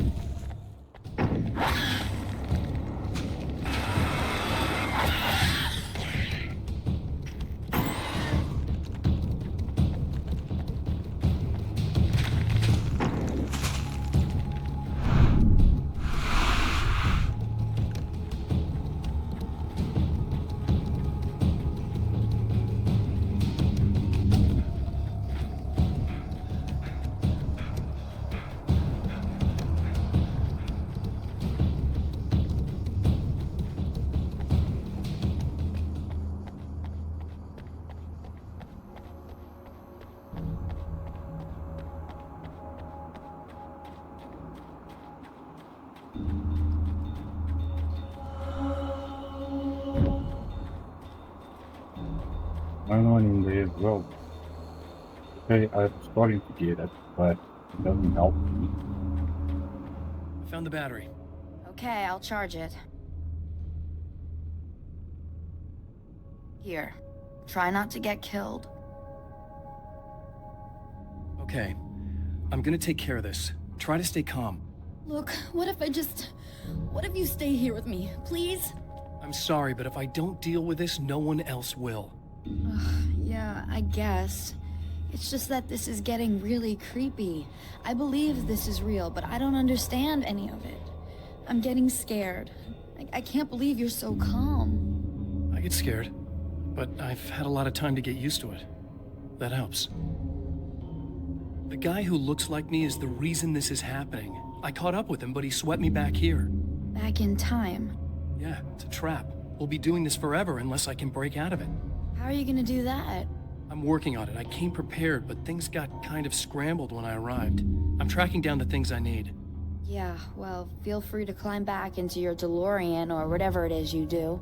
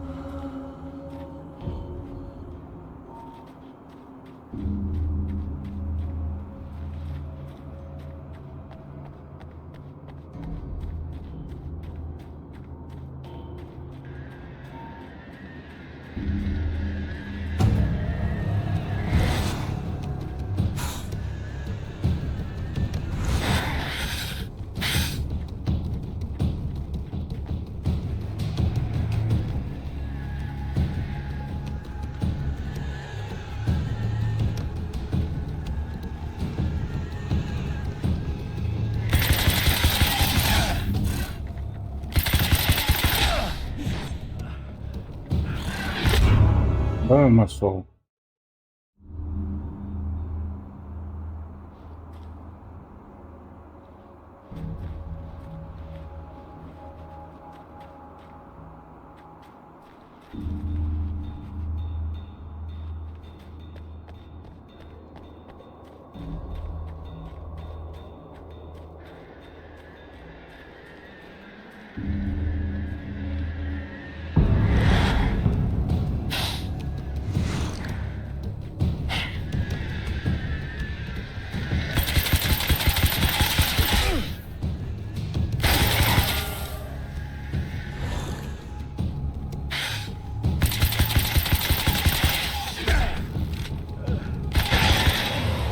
Things are strong, man. I need another weapon.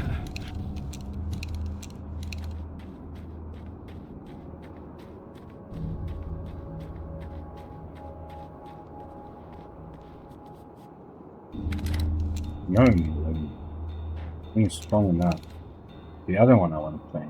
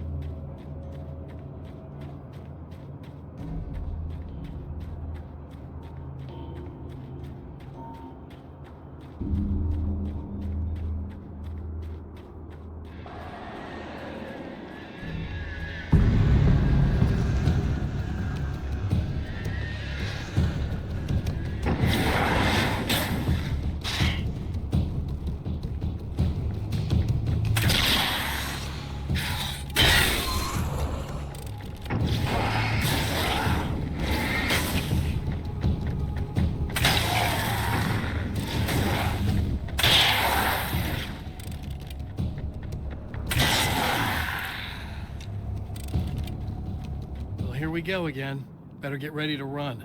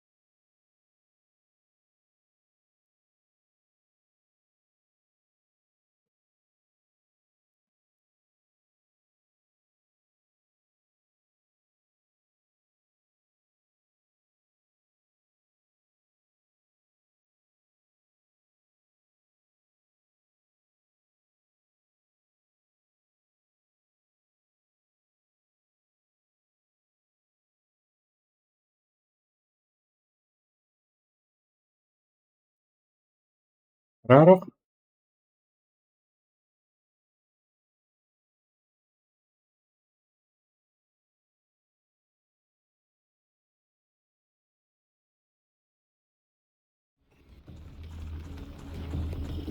be in trouble. Better hurry.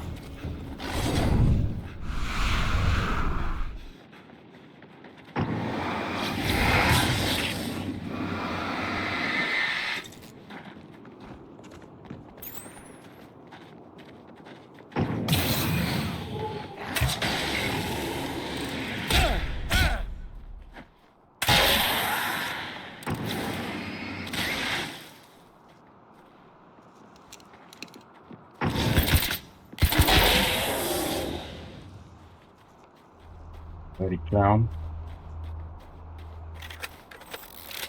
Emma! I'm coming! Something bad is gonna happen to me! This is not the bad thing! Nothing!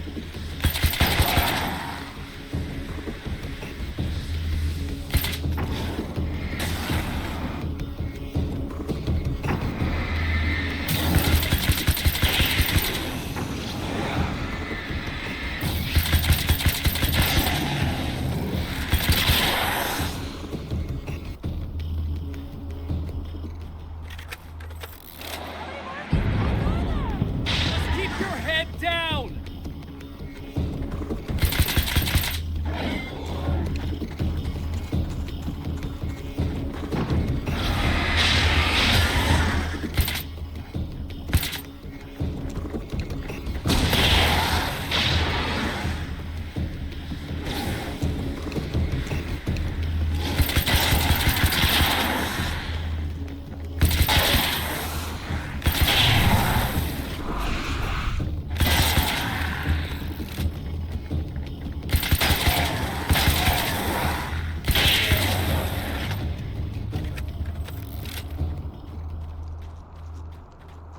It's okay. It's safe now.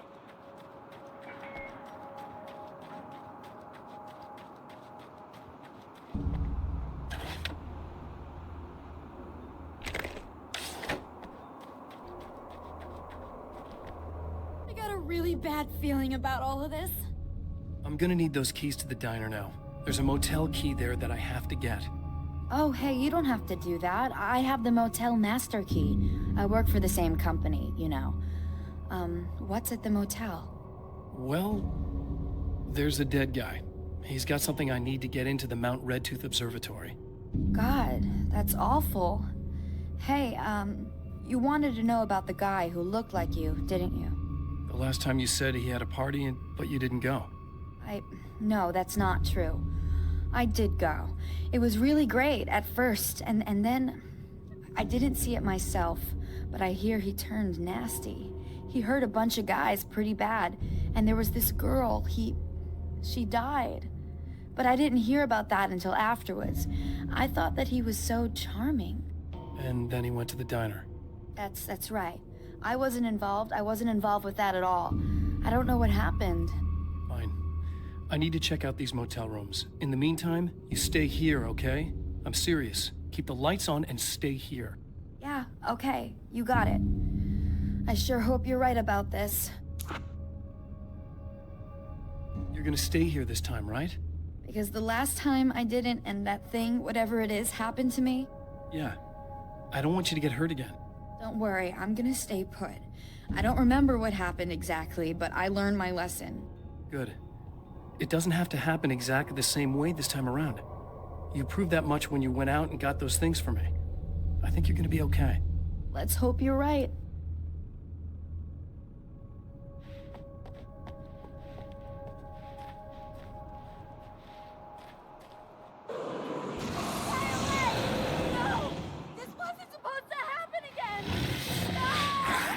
The memory of her own fate haunts Emma Sloan and fills her with dread. This time, she does as she's told. It's not enough to save her.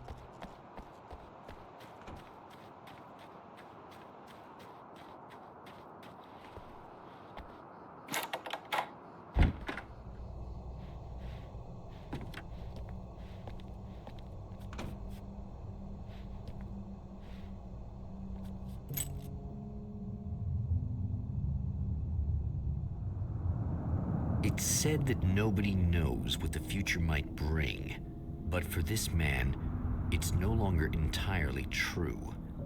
A weaker man might simply give up, but the champion of light is an expert on destiny.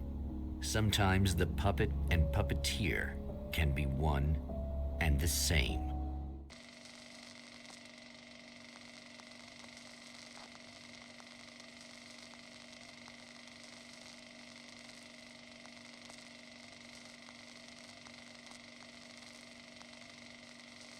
Mount Redtooth, its top littered with man-made eyes that stare into the endless depths of space. Tonight, the champion of light will depend on them to pick out a message from the ether.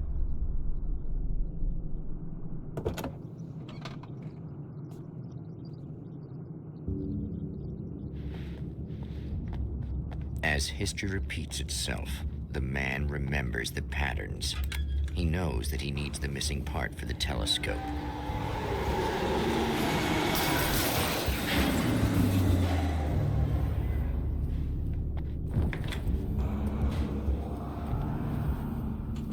Oh, praise be. You guys are coming through for me.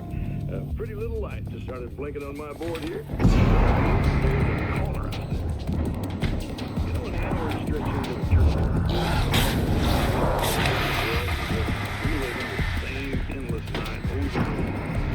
I feel genuinely touched. Someone actually reached out.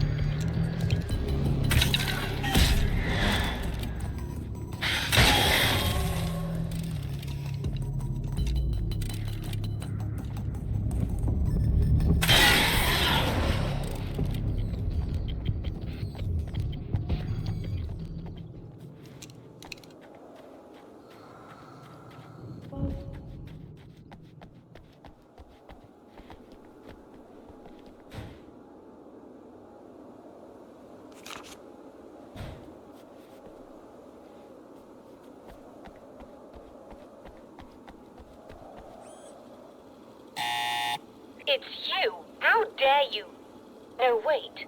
It isn't you, is it? I suppose you'd better come in. I'll unlock the door. Thanks.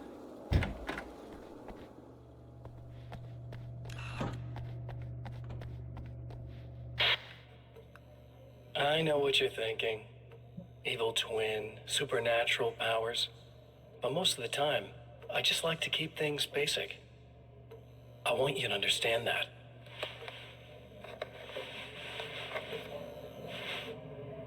Like this. Need to get your hands dirty? No batteries, no moving parts, just physics. That's technology you can depend on. It's a classic. Speaking of classics, you need to be careful with this one, though. If the victim suddenly twists, you might end up cutting yourself.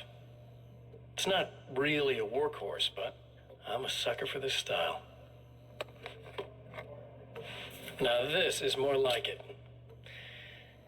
You've got slip-resistant grip. Believe me, you really want that traction once you're wrist deep in somebody. The blade's stiff enough so it won't open by accident in your pocket, but it's still really easy to open with just one hand. Now that's a big thing for me. I know what you're thinking. It's too big, too heavy. But sometimes you just need the extra oomph. If you're talking intimidation, this is gonna do the job. Also great for dismemberings and whatnot. You know, the messy jobs.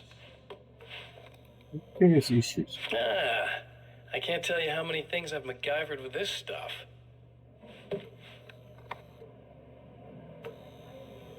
Okay, now, guns. Not a big fan. I mean, how are you supposed to really connect with somebody with a bullet? I want you to understand that. I take pride in what I do. We can't both be worthless hacks, can we?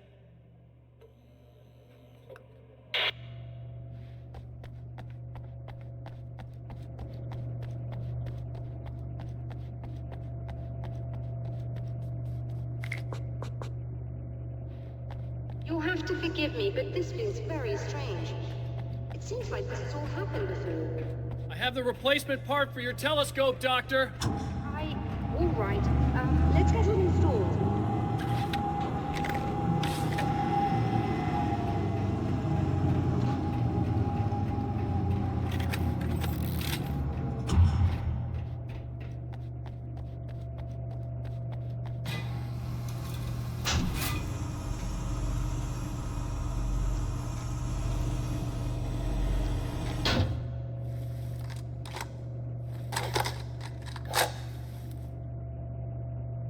I think we can give this a go, although I have this strange feeling that something Don't will go start wrong. it up yet.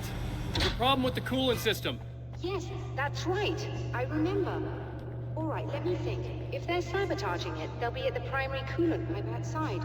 If you can secure it, we should be ready to pick up the signal. That is why you're here, isn't it? Yes, it is. I'll take care of it. Before you go, if you have the time, I'd appreciate if you came up here and explained a few things. All of this is very strange to me.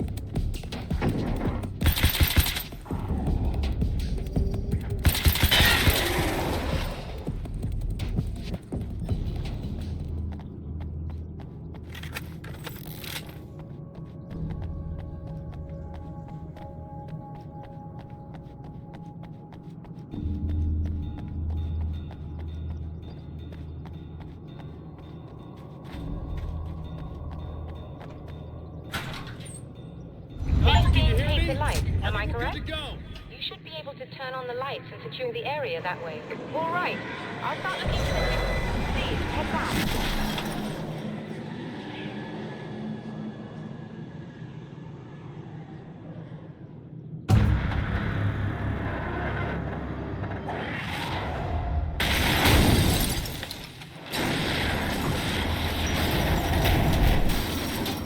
I guess they didn't like that.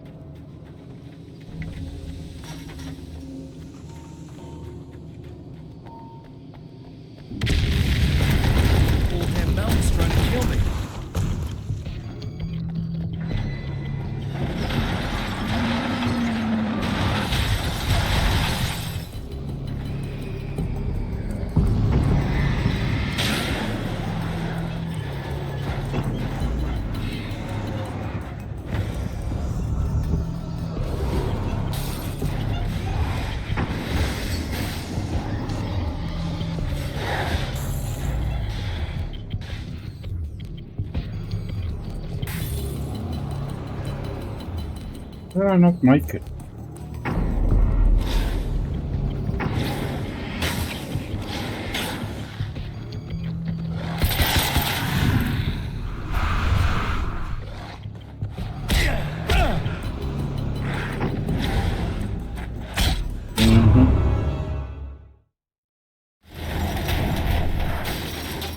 I guess they didn't like that.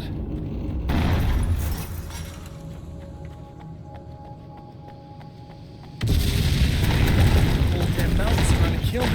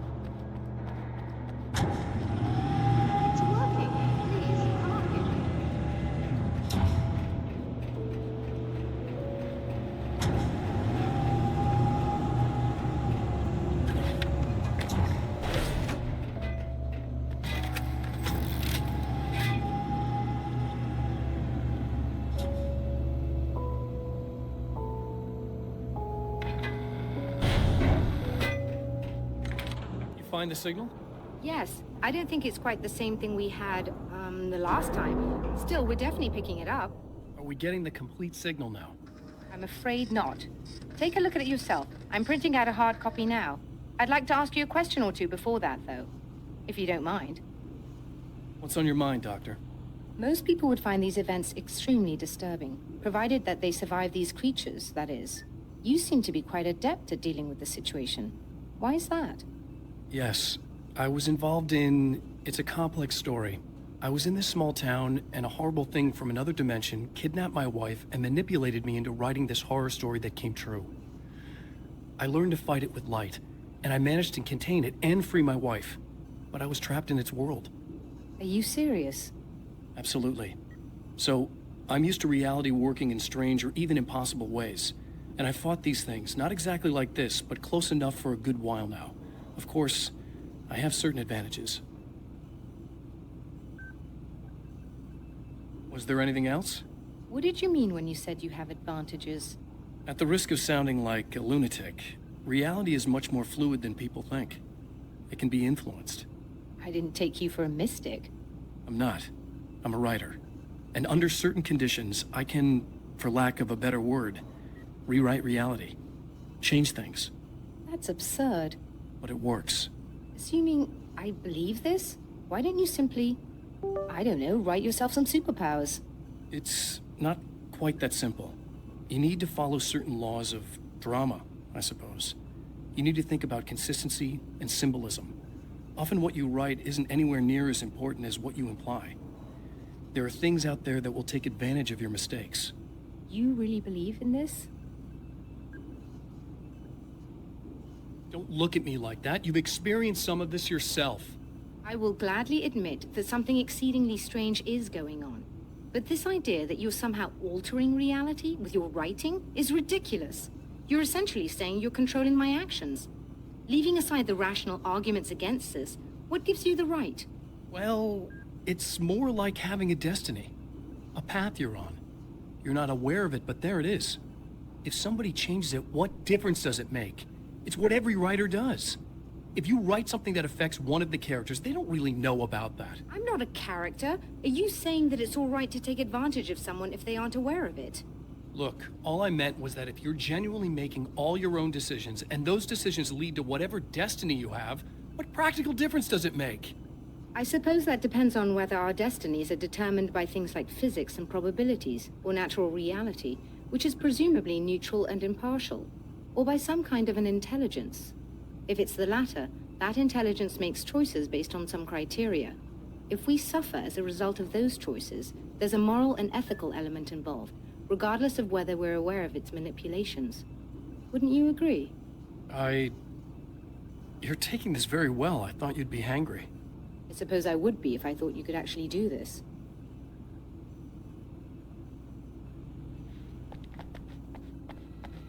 Another printout. Another signal fragment. The message is still not complete, but it's another piece of the weapon he has built against his adversary. Mere words on a piece of paper, but in the right hands, they will hold back the darkness.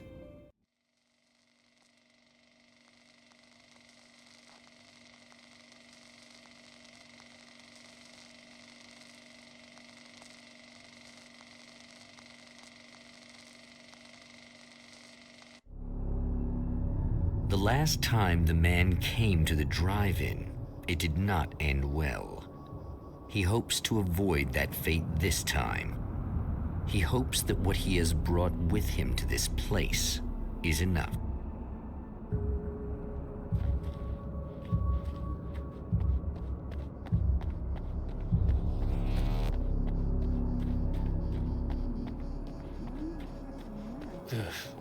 Serena's probably out of her mind again, but I'm gonna need that key so I can get the power back on.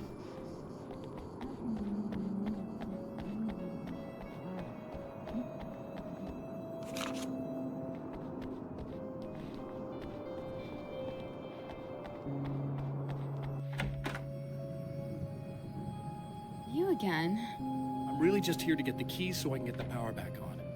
Do you want to hold me down? It's okay. I know you like that. Yeah, I'll just grab the keys. I could be like your wife. Little wifey. Waiting at home for hubby. Or you could be the mailman. Or the neighbor. I'm already married to someone who isn't crazy, thanks. I'm just gonna go and get the power back on. Aww. Look, I may or may not be back. I have the access code to the booth already, so once the power is on... You should totally come see me. We could have fun. You know. We'll see how it goes.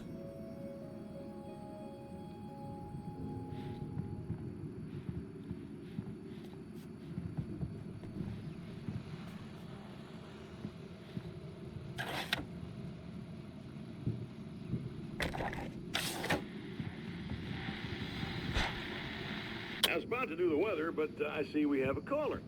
Hey, you're on the air with Eddie. What's up? Hey, Eddie, it's Ricky. You talked about fate before. You think about that a lot? Not a lot, to be honest, but I take it you do. Oh, yeah. Oh, yeah.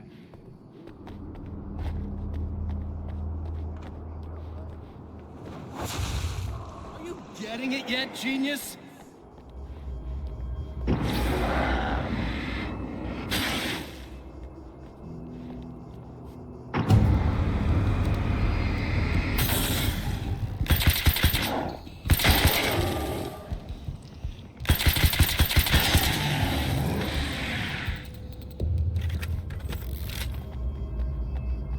I want to check what's up here. That's what I want to see. See if there's any question marks. No. No question marks. I'm gonna call myself paralytic here. No. Good.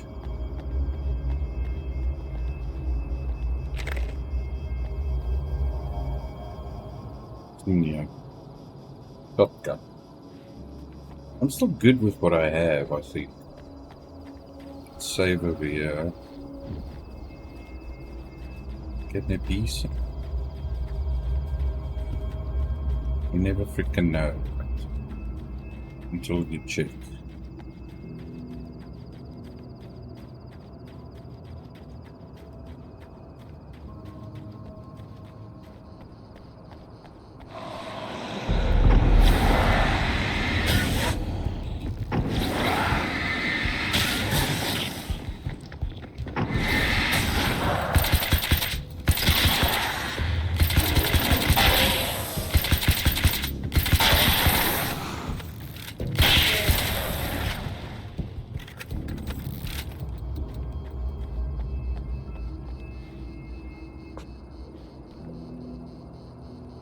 I'll rather refill.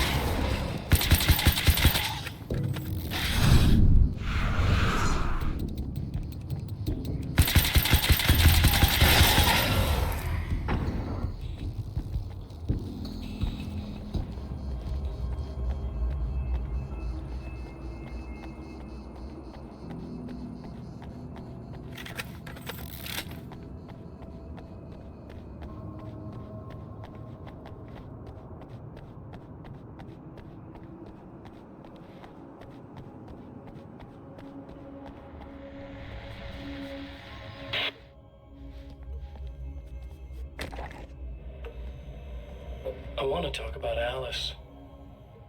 Just look at her. She's really beautiful, isn't she? Your wife. Well, our wife, really. Just my wife soon. Don't worry. I'm not gonna treat her like the others. She's special. If I wanted her dead, she would be. I've been around for a while now. So talented. You haven't seen her new work, of course. Oh, it takes my breath away. Really. She's that good.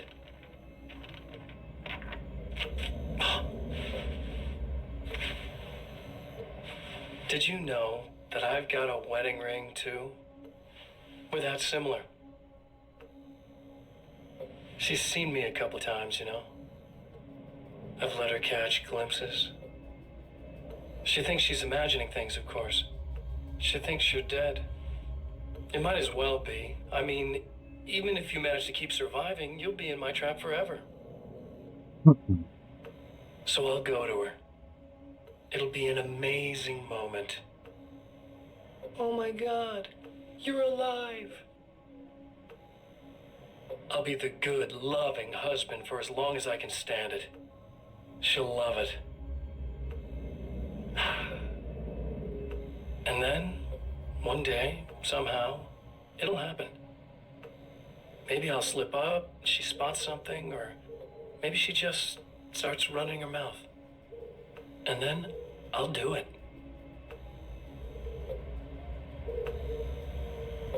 It's gonna be sweet.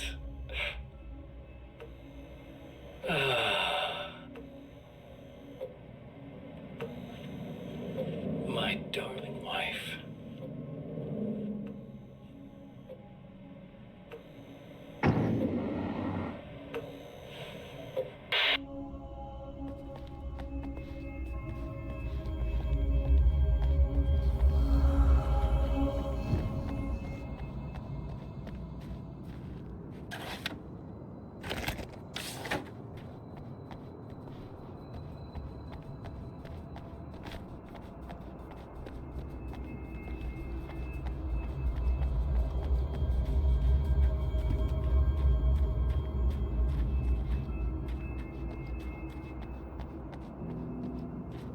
Well, that's in the wrong direction.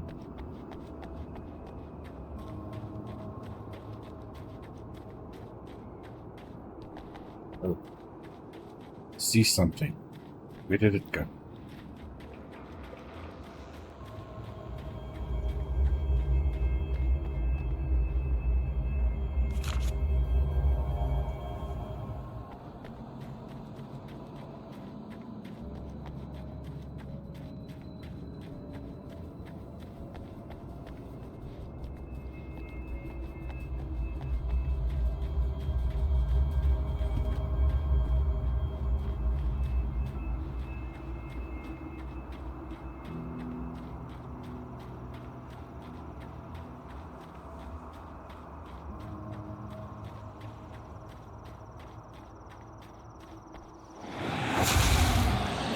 Hamster in a wheel.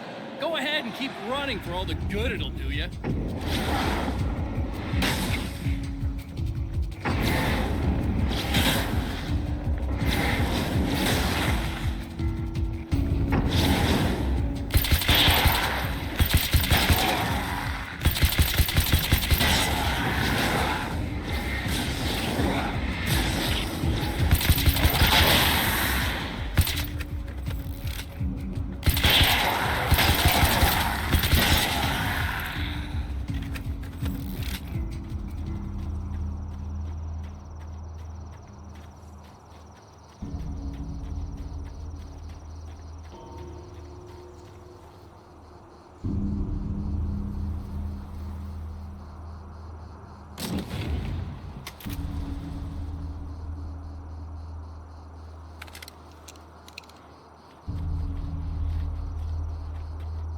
Thing may...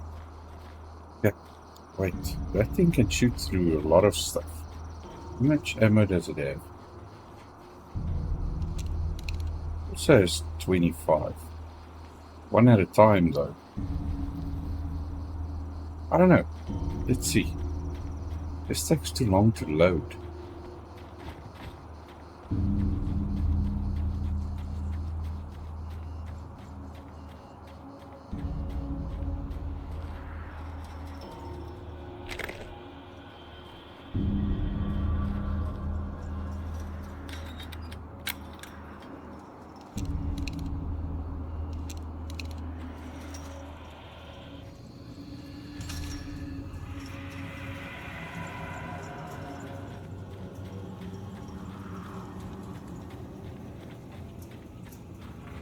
Well, there's two, but they're on the other side. Okay, I'll get to you.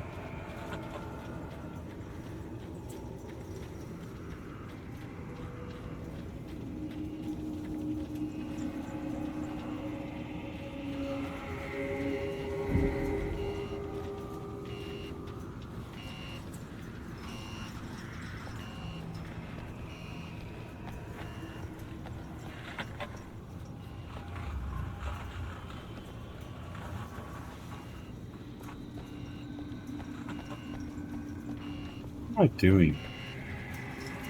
For Pete's sakes. Be inside.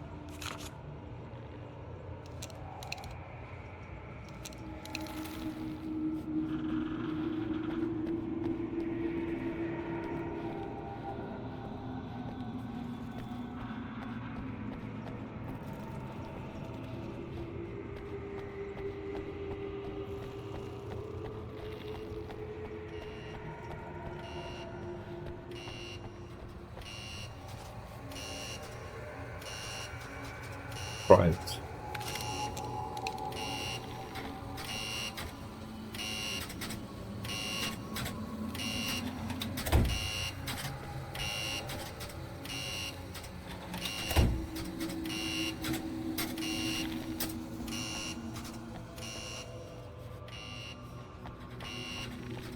Wait, it's different.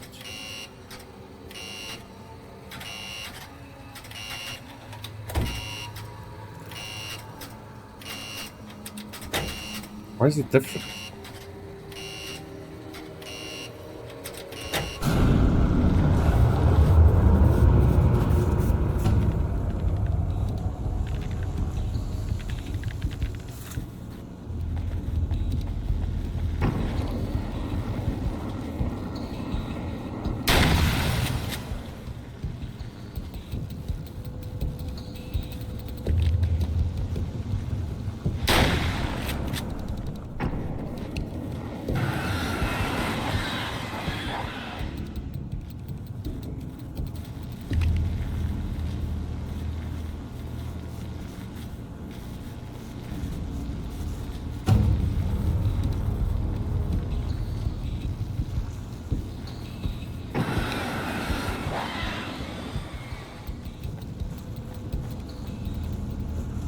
Well, I stood faster, so I had 8 bullets.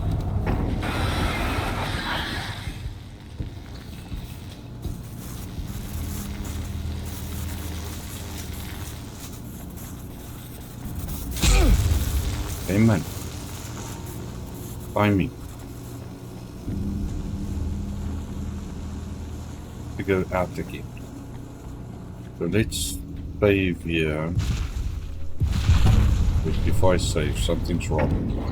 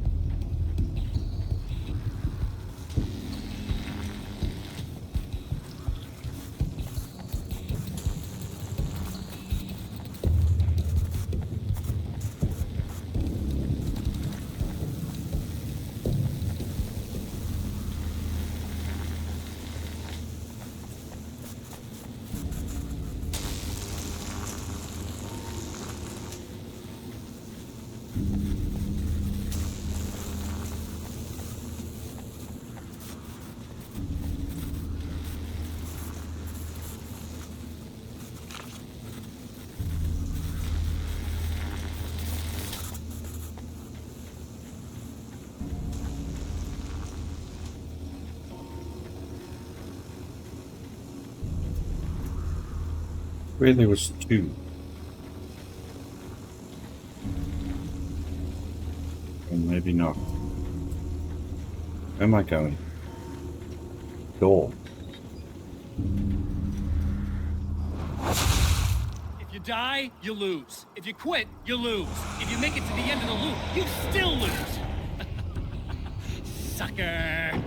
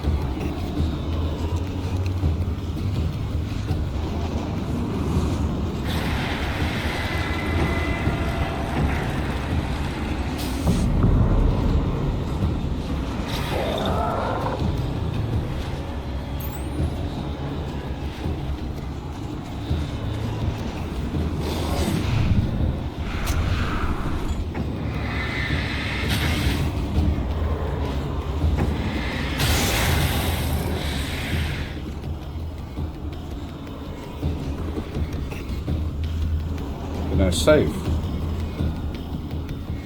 Let's see.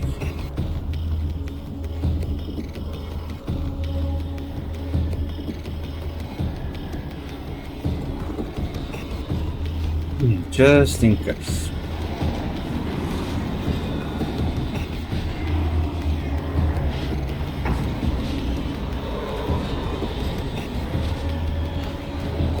The other one at the back.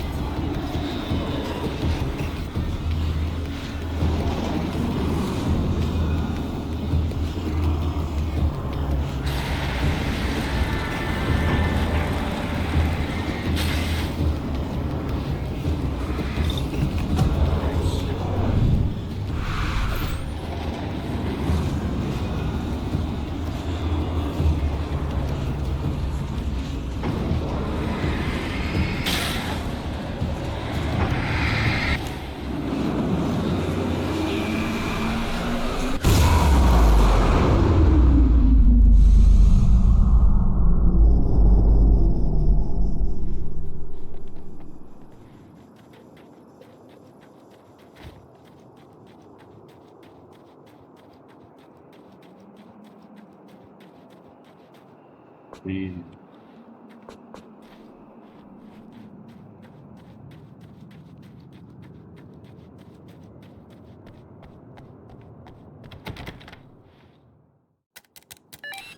The Champion of Light knows that the time itself is about to end. At least for him. He can feel the dead end rushing towards him. But there is time to act. Incomplete or not, he has the weapon. I don't have the whole thing, but maybe it's enough.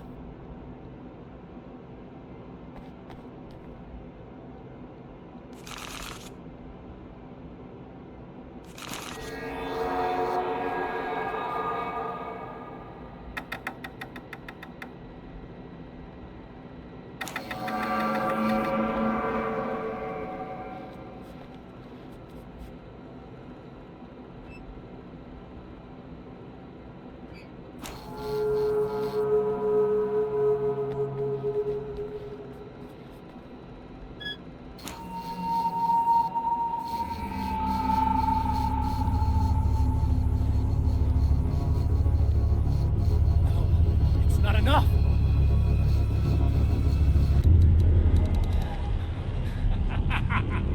You're trying to be cute, aren't you? What are you up to? It's a waste of time, buddy. You should just lie down and die. Let me take over. This is the only thing you've got coming to you. From here to eternity. No matter how many times you come back.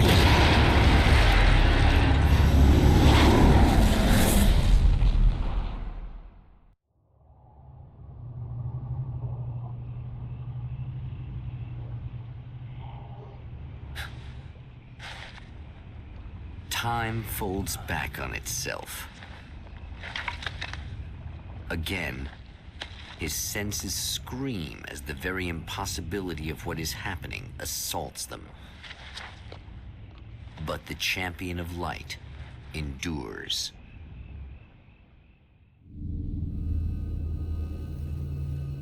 Each time he gets a little closer. Each time another detail falls into place.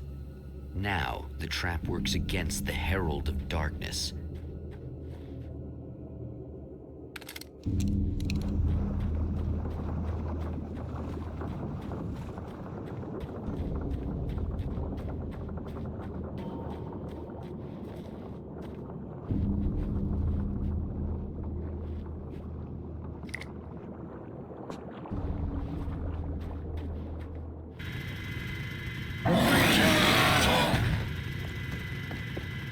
Holy shit!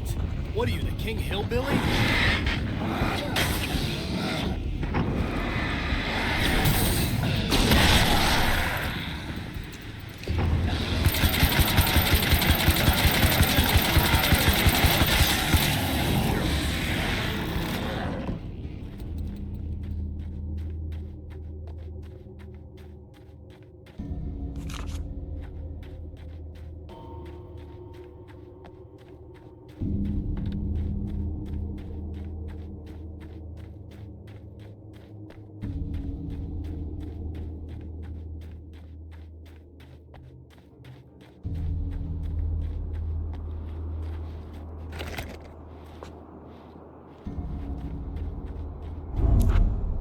Right on cue, bubbling to the surface from untold depths, the horrors come. The emerging monsters do not expect the warm reception that has already been prepared for them.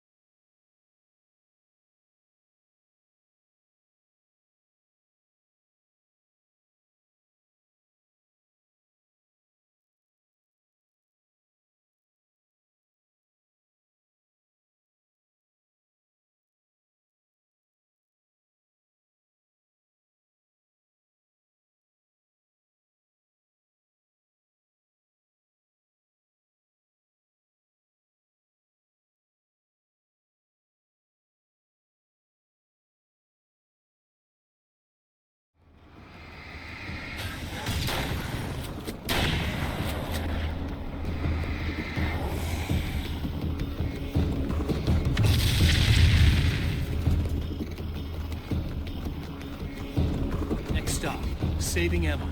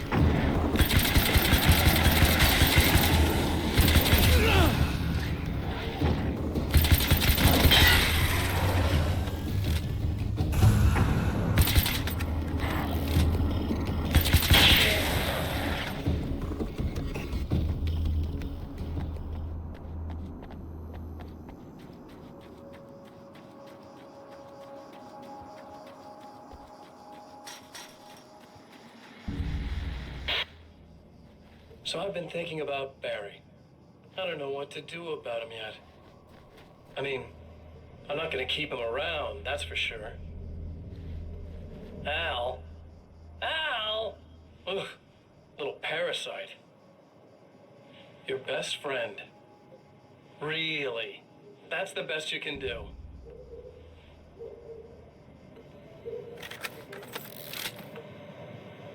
I actually kind of like the guy. He's a plucky little butterball. He plays the clown. That's a hard road to take. But I don't need him sticking his fat face in my business. Did you know he's been hanging out with the sheriff from that shitty little town? They keep in touch. Barry's about the only guy who insists that you're not dead. How about that?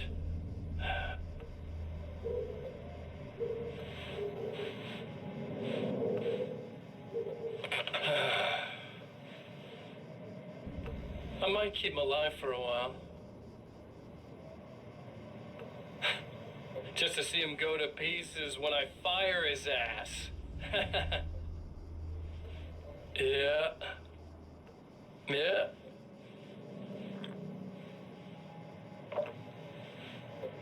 Yeah.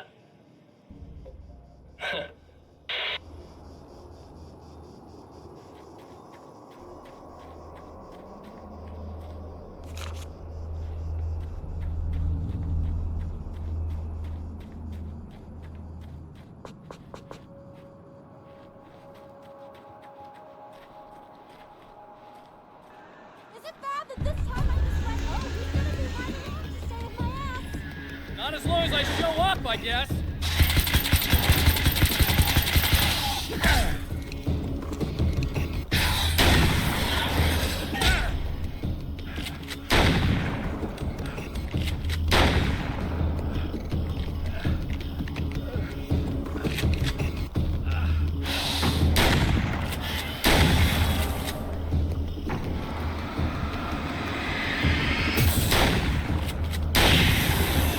Clear now.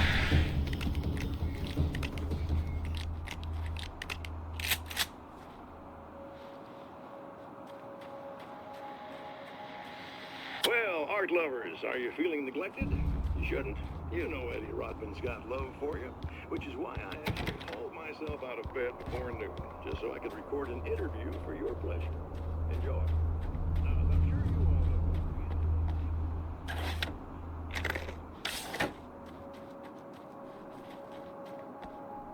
Yeah, thanks for saving me again. I'd hate to die before I'm scheduled to be murdered. I guess I have you to thank for setting everything up at the oil derrick. Yeah, well, I figured that if we were going to go over this again, we might as well try to be smart about it, huh? I appreciate it. You took a big chance doing that.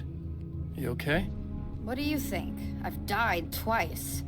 I remember everything pretty clearly now. You said I was gonna be okay. I don't know what happened. It's not your fault. I think one of those, what did you call them? The takers? I think they did something to the power and they got me that way. I'm sorry. But I got the keys from the dead guy in that room. And I'm not handing them over until you do something about this. I'm sick of getting killed. Fair enough. You seem calmer now. I tried freaking out. It didn't do much good for me. I guess you get used to the craziest stuff. Good for you. Plus, I figured I'd take the edge off, you know?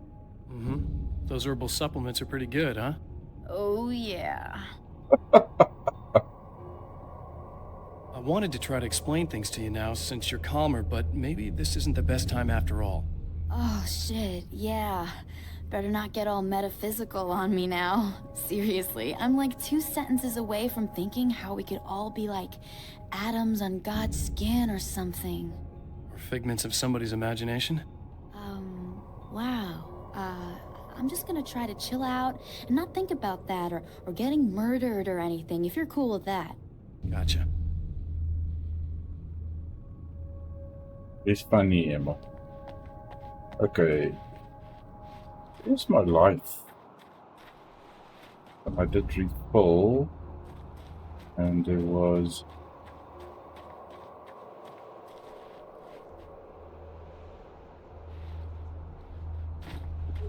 okay. Wait, the SMG can replace. Let's take it for a spin. Why the hell not?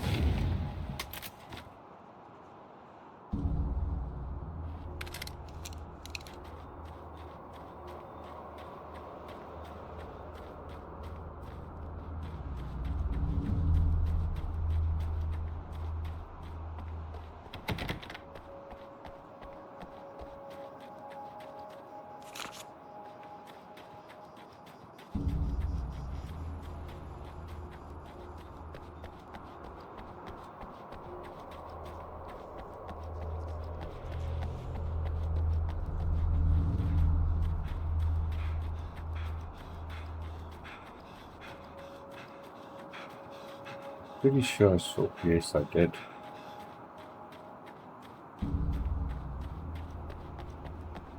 Around the corner. Yep, up there.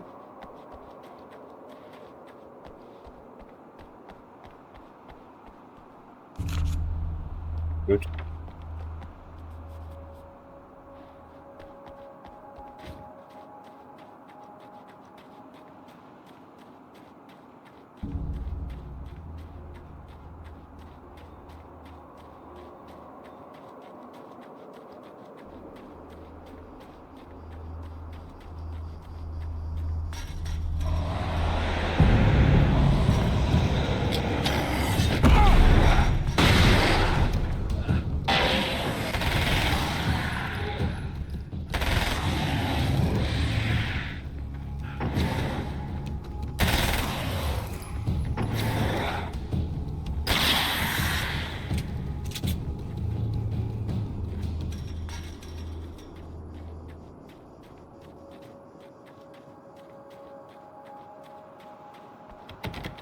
Amen.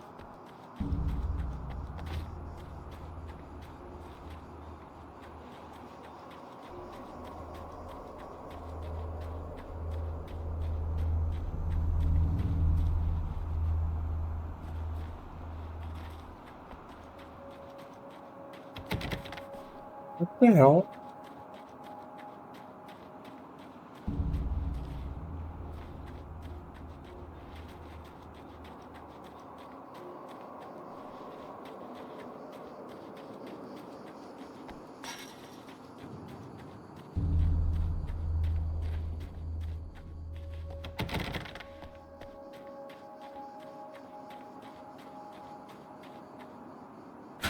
Idiot.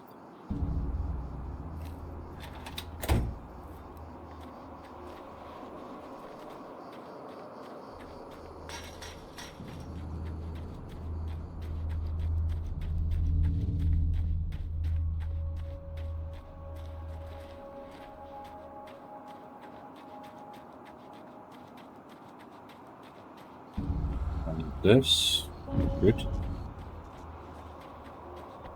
Oh, return to Emma. I want this. This is better.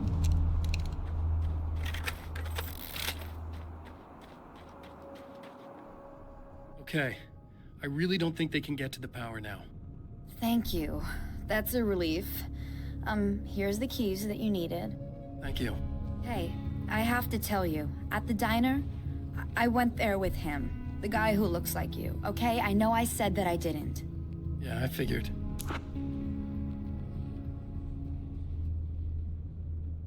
Want to talk about what happened at the diner? There was this guy from the observatory, and he just attacked the poor dude, smashed his face into the tabletop a bunch of times. It was horrible. I didn't know that he was gonna do that. I swear. And I just ran. I just left him there. I didn't even try to help.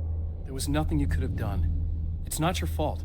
Well, he's dead in that motel room now, so excuse me if I feel pretty shitty about it anyway. You shouldn't blame yourself. I just didn't want to get involved. I have this tendency to just drop everything and run. I don't think I'm a bad person, but I didn't even call the cops. I'm such a coward. If you'd called the cops, we'd have dead cops. He's not human. Do you understand? It's not your fault. But I could have tried to stop him. Believe me, if you had, you'd be dead. You seem to be doing a little better now. Yeah, I guess it just got easier once I got this thing off my chest. I just feel so guilty about it, especially because I didn't pick up on any of the warning signs. I just really liked hanging out with him, you know? He was smart and charming and funny and hot. The way you could be, I guess. I guess. What's the deal with this guy anyway? He looks like you, he uses your name. Why does he do this stuff? I'm not sure myself. Maybe he's just evil or my dark half. He does a lot of the stuff I'm trying really hard to get away from. Things that just messed up my life. I guess all those murders don't help either. Yeah, I could do without the murders and the end of the world. Listen, I need to get going. Yeah, go. I think I'm good now. I hope. Good luck. If it all goes well, maybe this is the last time we meet like this. God, wouldn't that be great? Just keep those lights on, okay?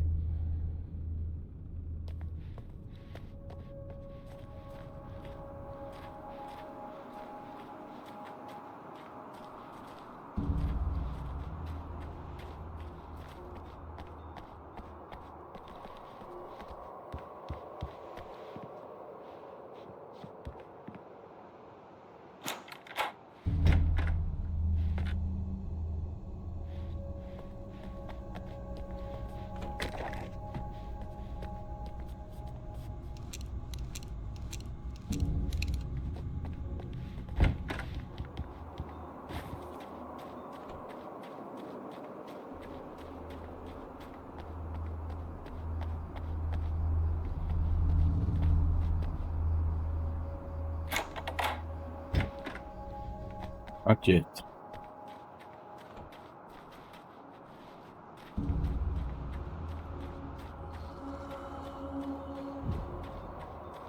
Too late.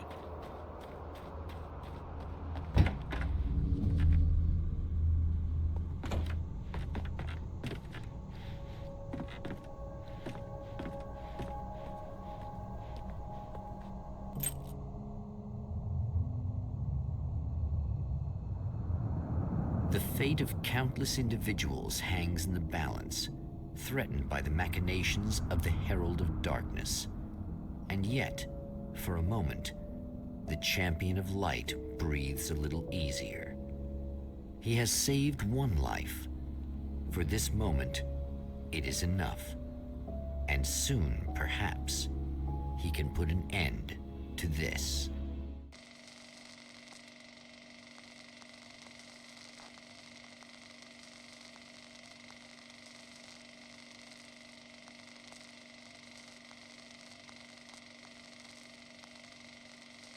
Returning to the observatory for what he hopes is the final time, the man feels anticipation and dread in equal measure. Soon, he knows he will have what he needs.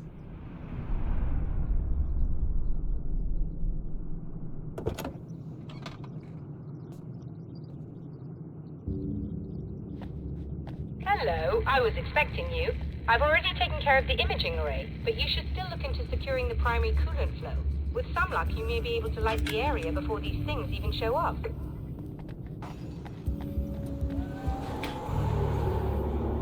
Thanks for tuning in for the second part of our interview with Serena Valdivia and award-winning photographer Alice Wake. Now, Alice, we were talking about your husband, Alan Wake. Is that a sore subject for you? Well, a little bit.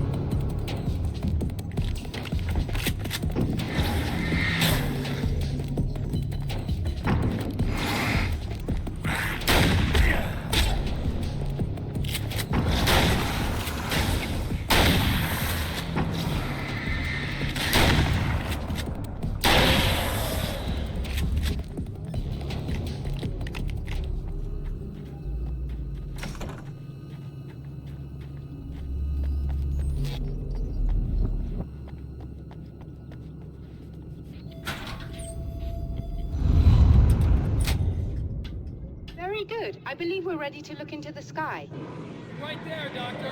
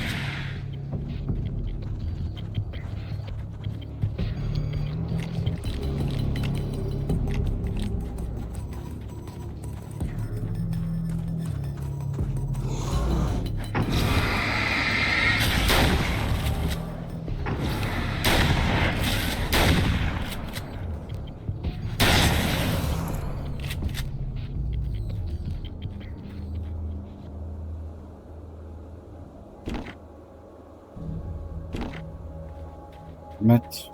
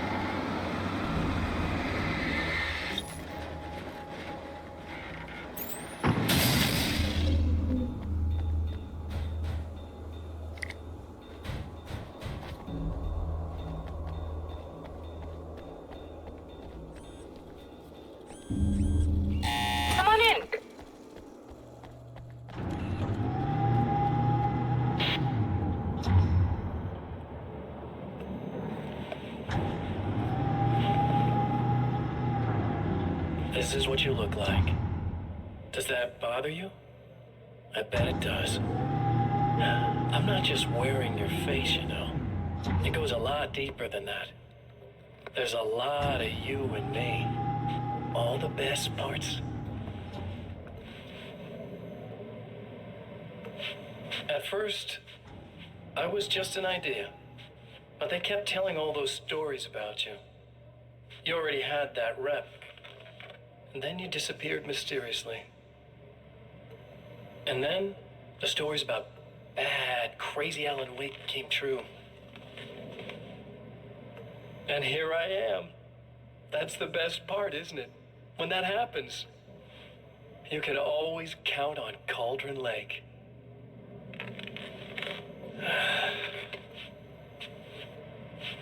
I'm just as real as you are.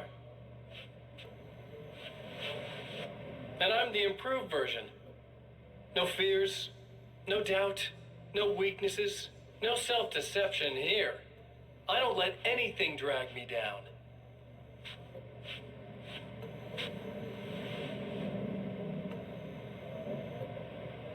I know you like I know myself. I know it bothers you that I'm like this, that I use your name, crawl my way into your life. But I only do it because I'm better at being you than you ever were.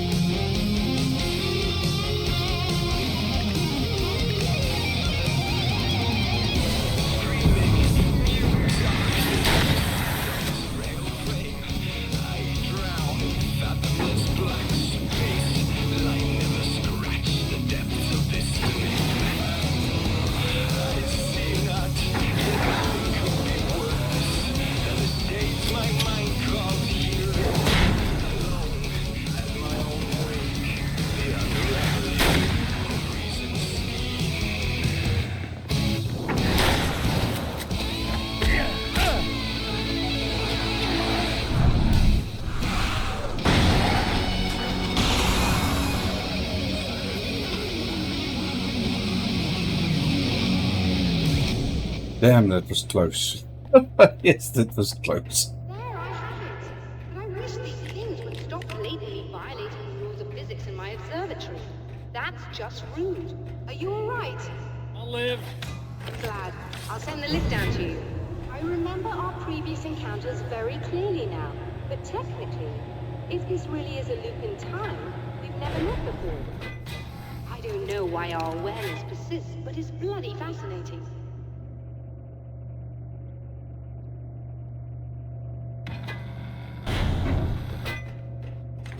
Doctor? You know, I know physicists who would give 15 years of their lives for a chance to experience something like this. I'd imagine that being stalked by horrible axe murderers would curb their enthusiasm a little. Clearly you've never met hardcore physicists. I'm glad you're in such good spirits, but... The signal! Yes, it's completed. Finally. If all goes well, this should be the last time we go through the loop. You know, I just realized that I don't have any memory of what happens after you leave. What does that mean? I don't think it means anything. If everything goes well, you just keep going. I don't show up here like this again, no more bad guys. Things go back to normal. Let's hope you're right. I'd love the opportunity to look into this in more detail. Looks like you've accepted the situation. I'm a pragmatist. If this is a delusion, at least my first psychotic episode is anything but boring. Really, Mr. Wake, at the end of the day, I'm a scientist. I love mysteries. I love not knowing. Whatever else this might be, it's absolutely fascinating. I wonder how far this reaches. Is everybody in the world experiencing this? Who knows? I think reality's probably pretty fragile right now. Doctor, I can see you're very enthusiastic about this. I'd appreciate a bit of discretion. Are you suggesting that we should suppress this? No. You can do what you like, but I want you to leave me out of it. But surely, with the things you know, the things you've experienced, you can replicate any of these results. We could— Let me be blunt. If you drag me into this, I'll deny everything. I'll lie like my life depended on it. And writers are damn good liars. Word of advice. This is things man was not meant to know territory. You get into this, chances are you'll open up a door into a world of hurt. Believe me, I know. I see. In a strange way, he feels at ease. He is armed with his own words, and when the time comes, they will be enough or they will not. For now, he's content to let the currents take him toward the final confrontation.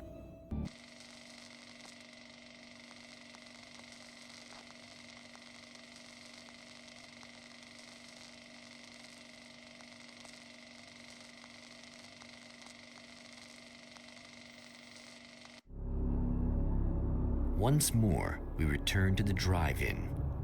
If he's aware of the absurdity of arming oneself with a few sentences and standing against a power that can pierce time itself, he doesn't show it. The man has his share of weaknesses, perhaps more, but cowardice is not among them.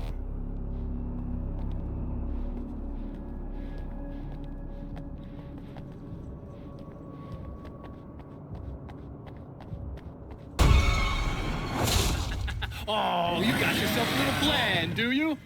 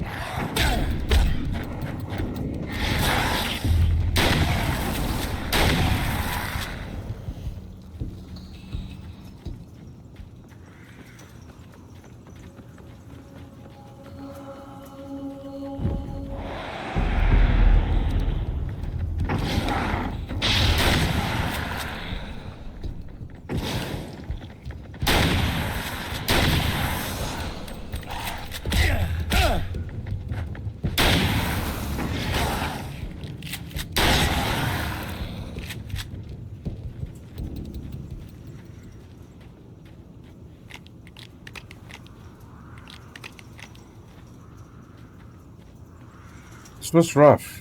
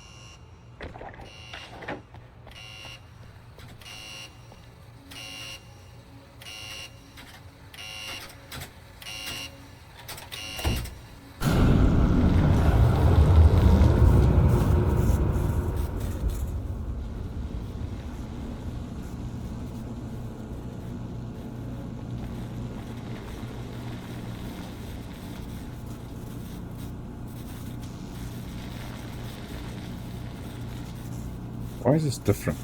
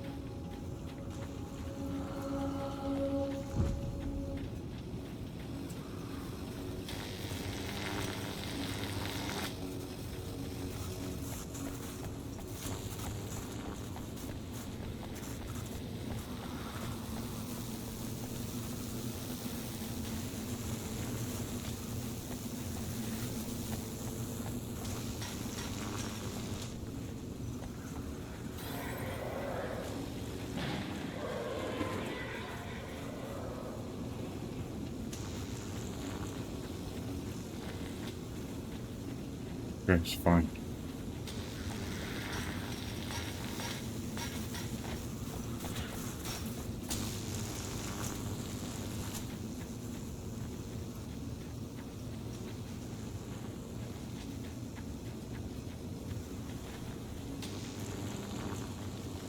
Come on.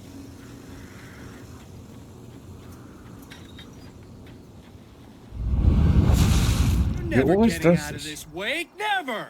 Don't worry. I'll take care of your wife and your life.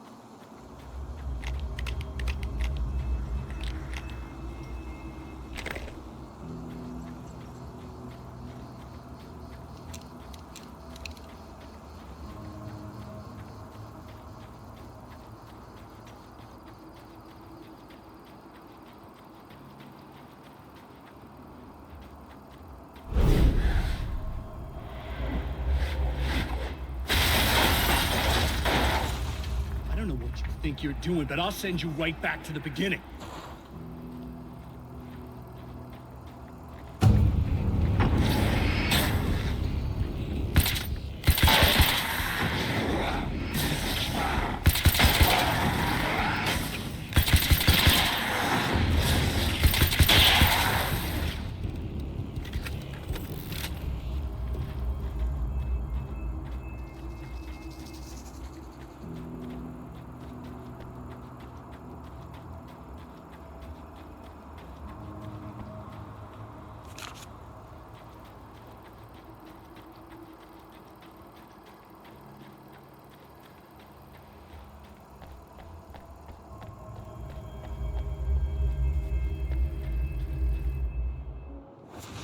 What?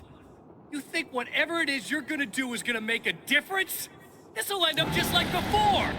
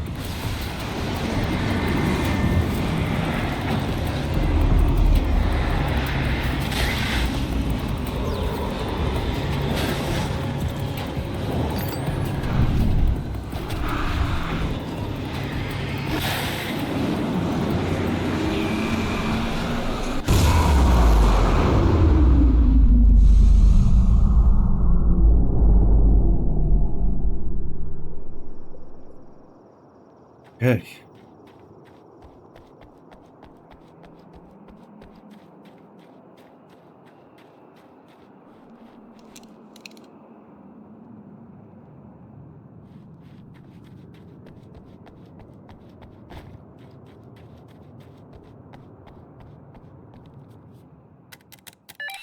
Again, the champion of light enters the final trap.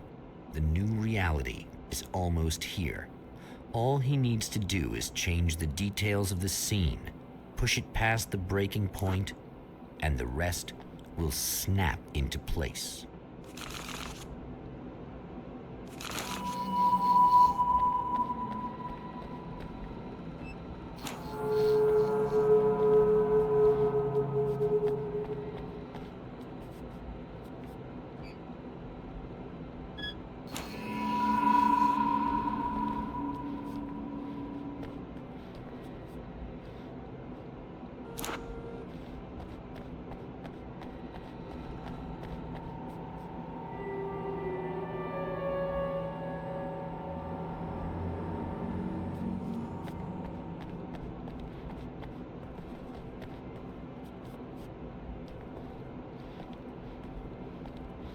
What did I miss? Something over here.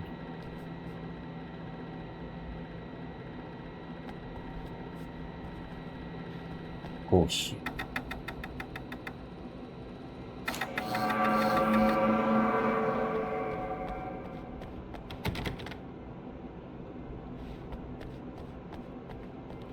Oh, I can get up here.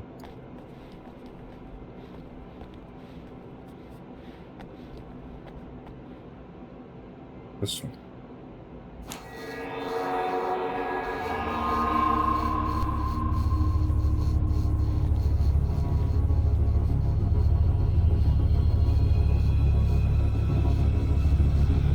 Not again. Oh, come on, buddy. Why don't you... What? What is this? No! No!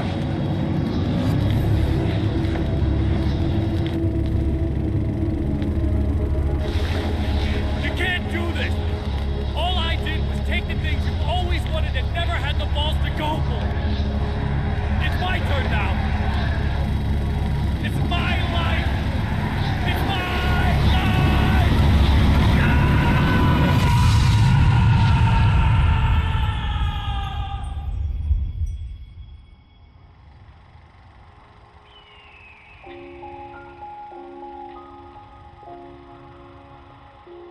Alan? Is it really you? It's really me. How?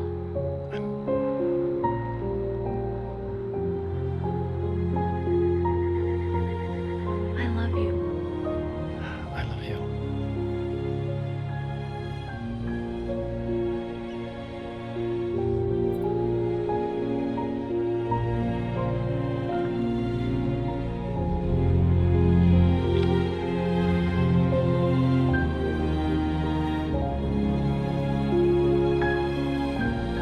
A woman, a man, two lovers, held apart for far too long, enveloped in the light of a glorious dawn. They both feel it. He's home at last. Are these actual events, or merely a dream? A memory, or a glimpse of what is to come? One thing is certain. This scene takes place in another time and another place, far, far away from Night Springs.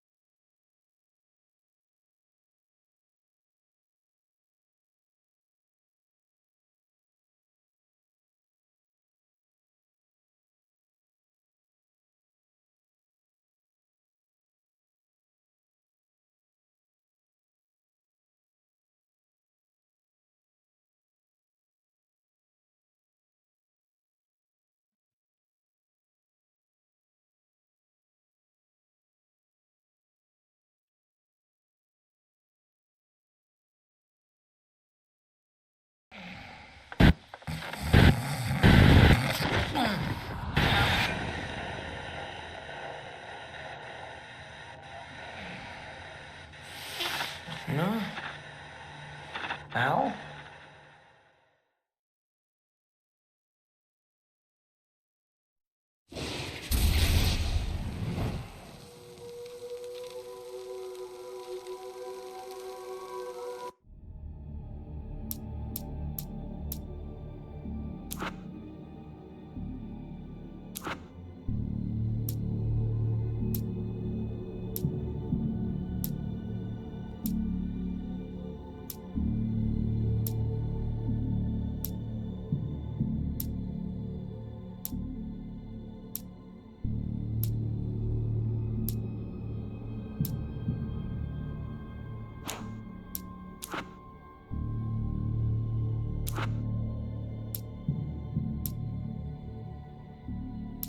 My name is Alan Wake, and I'm a writer.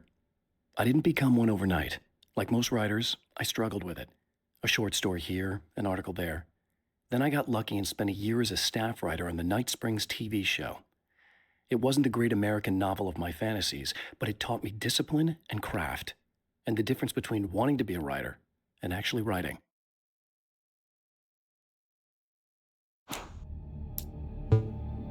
The reality we take for granted is softer, more adaptable than we think. Under correct conditions, you can reshape it, turn it into almost anything you want. When it happens, almost nobody notices. It's not that we forget, it's that after the change, there's nothing to remember. Only those who have been directly touched by the powers that can shift reality are aware of the changes. Many are driven mad by it. Others can cope. I'm one of those people, and I know how to wield that power to rewrite reality. To change reality, you nudge it into the right direction. Your version of it is there, waiting. It wants to come true. All you need to do is help it achieve its potential. The devil is in the details. You change the details of the scene to match those on the page. If you get the details right, if you achieve that critical mass, the shift will come, and the rest of your new reality overrides the existing paradigm. The lie, no matter how outrageous, is now the truth. Some of the Taken aren't protected by the darkness like their comrades. Instead, their aversion to light is so extreme that they literally split into two when they encounter strong light.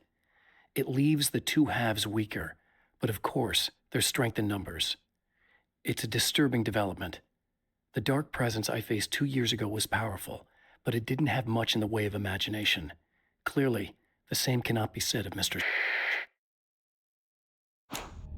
The strands of webbing glistened in the beam of my flashlight, fine, almost ethereal. They were fresh and right in my path. I held my breath and waited, ears straining. Nothing. I moved on, concentrating on the task at hand. Just get what I was looking for, then leave. That's all I keep telling myself. For a moment, I actually thought it might be as simple as that. Then, I heard too many legs skittering across the ground. My own face peered back at me from the TV screen. For a moment, I struggled with the sensation of déjà vu. How many times have I seen myself like this now? And then there was that easy grin that never seemed quite as quick or natural on my own lips. The dark, malicious twinkle in the eyes. And I knew who I was looking at. As he pulled back and revealed the room behind him, my throat went dry. There was nothing I could do but watch. At the oil derrick, the wheel had been jammed in place and turned until the oil gurgled and flowed thick and flammable. The warning lights were blinking in a fast rhythm, bright and steady, powered by the battery. The Kasabian CD was playing in the boombox, all distorted guitars and intense beat. High above, some piece of orbital junk or another collided with the satellite, knocking it radically off course. Trailing debris, it screamed down from the skies at an impossibly steep angle. All that high-tech engineering reduced to nothing more than a bullet that would destroy whatever it hit. I'm trapped in the darkness. He has started appearing to me, Mr. He can travel back into the world effortlessly, and he loves to rub my face in it. At first, he was just an echo in the darkness, a flicker beyond the edge of my vision.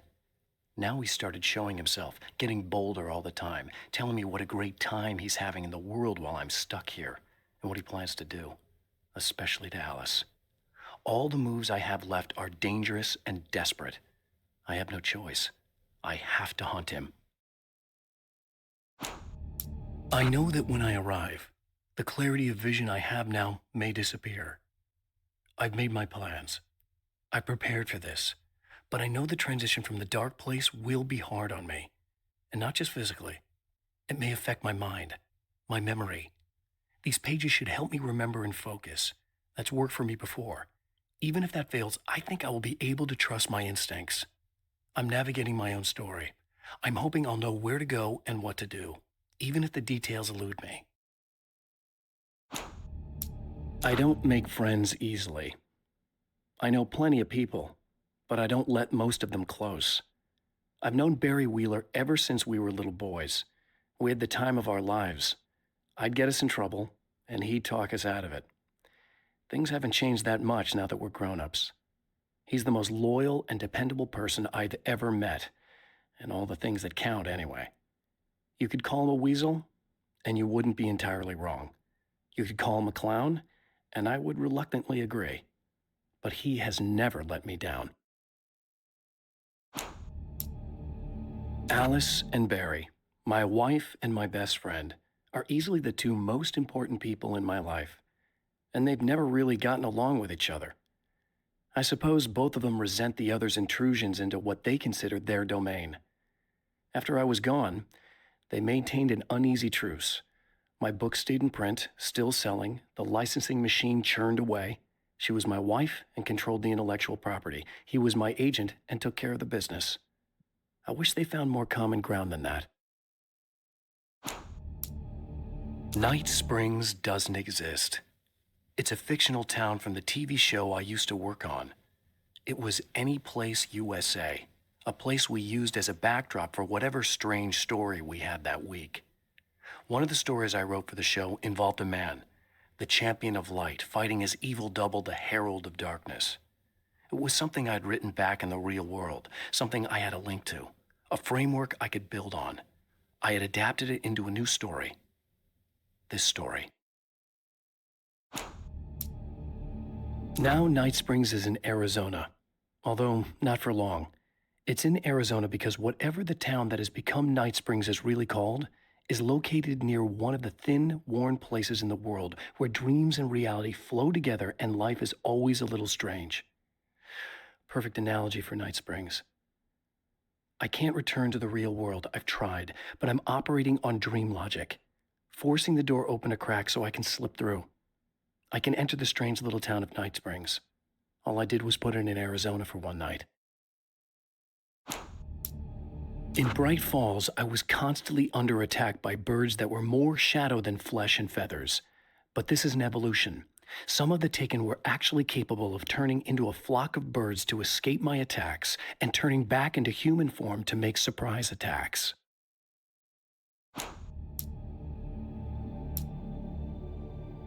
Thor and Odin Anderson, old gods of Asgard. I still don't quite know what to make of them. I know they used to be rock stars who modeled their stage personas after Norse gods. I know they're old. I know that in their day they fought the darkness as I do. I know they're demented and insane, ravaged by age and self-abuse. But there's something in them, something powerful that took hold when they were touched by the powers beyond. A thing that goes far beyond just stage names. Something godlike. Getting the Andersons into the recording studio was a struggle and a half. But once they actually picked up the instruments, something happened. They were two old men, and they weren't. They were doddering bags of bone, and they were barely contained power. And there was music. Barry rubbed his hands together. He knew how to pick a winner. Now all they needed was some direction on how to make things a little more modern. Barry had never produced a thing in his life, but he knew what he liked. He knew Balance Slays the Demon was going to be a hit. I have seen the darkness twist flesh into new shapes before, but encountering these giants is an extremely disturbing experience. It's as if the genre has been switched on me. There's something out of Pulp Fiction. Twice as tall as normal men and stronger than forklifts. Their lumbering gait and slow-witted demeanor brings to mind some kind of mean-spirited caricature of a feeble-minded hillbilly. Emma wasn't sure exactly when the man arrived at the motel, but from what she could tell, the party started almost immediately. It was infectious, spreading from one room to another. He was mercurial, almost as if he was flickering through the scene, telling a joke here, throwing an insult there, oozing sex and violence and excitement. She had never seen someone like this before. He looked at her and smiled, and she felt her heart flutter a little. She knew he was the kind of man mothers warn their daughters about, but she told herself it didn't matter.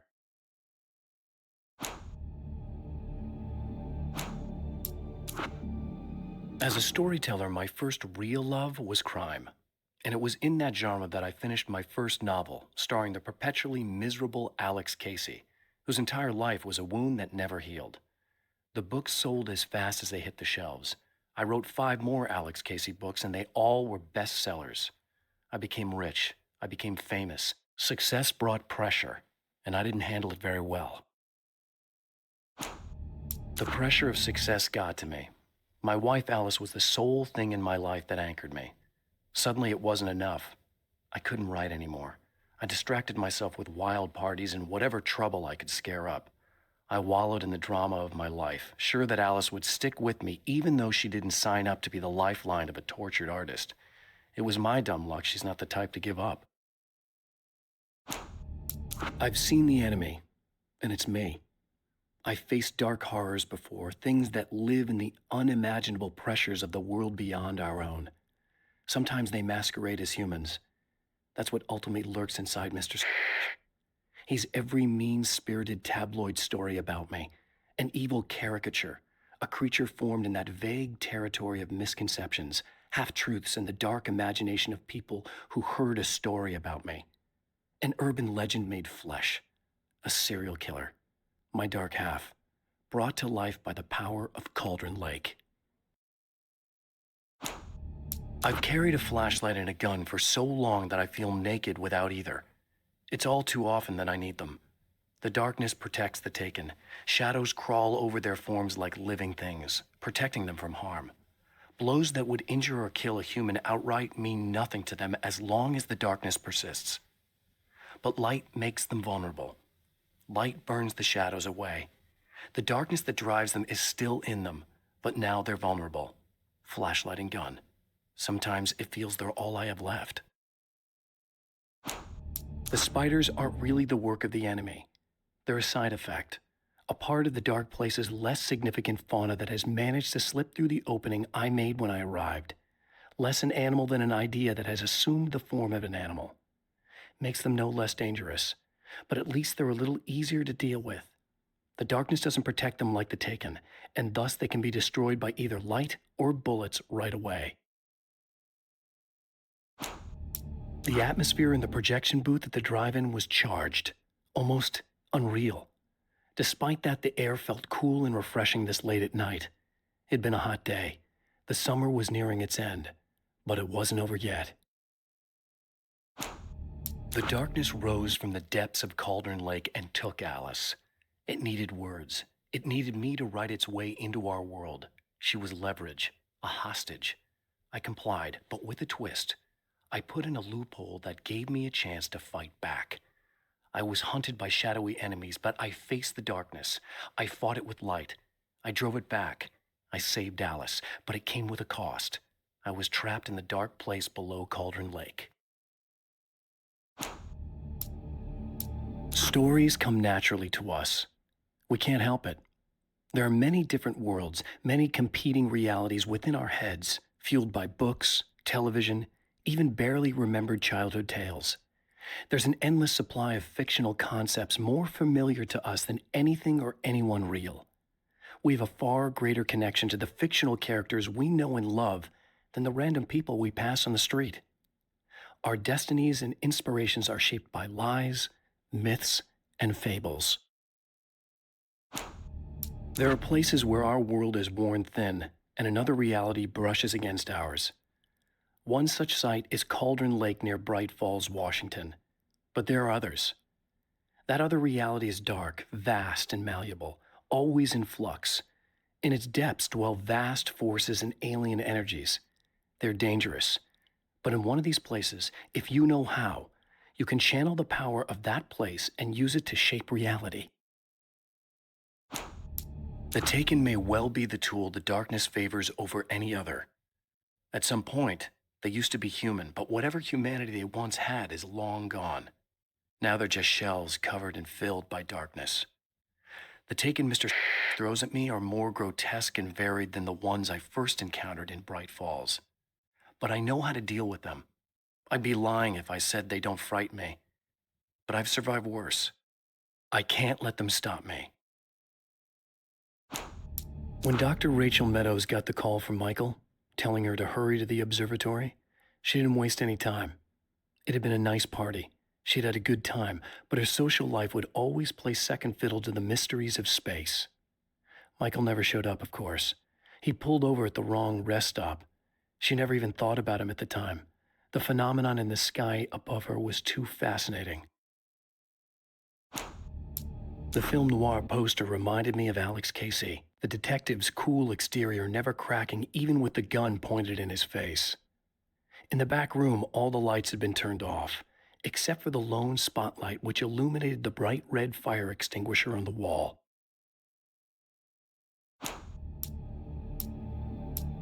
I'd found her film from the pile of containers in the back. I'd threaded it into the projector. I swallowed hard, staring at the screen, hearing her voice, the sunrise I remembered so well only moments away. And then Mr. was there, nailed by the projector's beam, caught in his own trap. He shouted at me, first in confusion, then rage. And then the sun came up and things started to burn.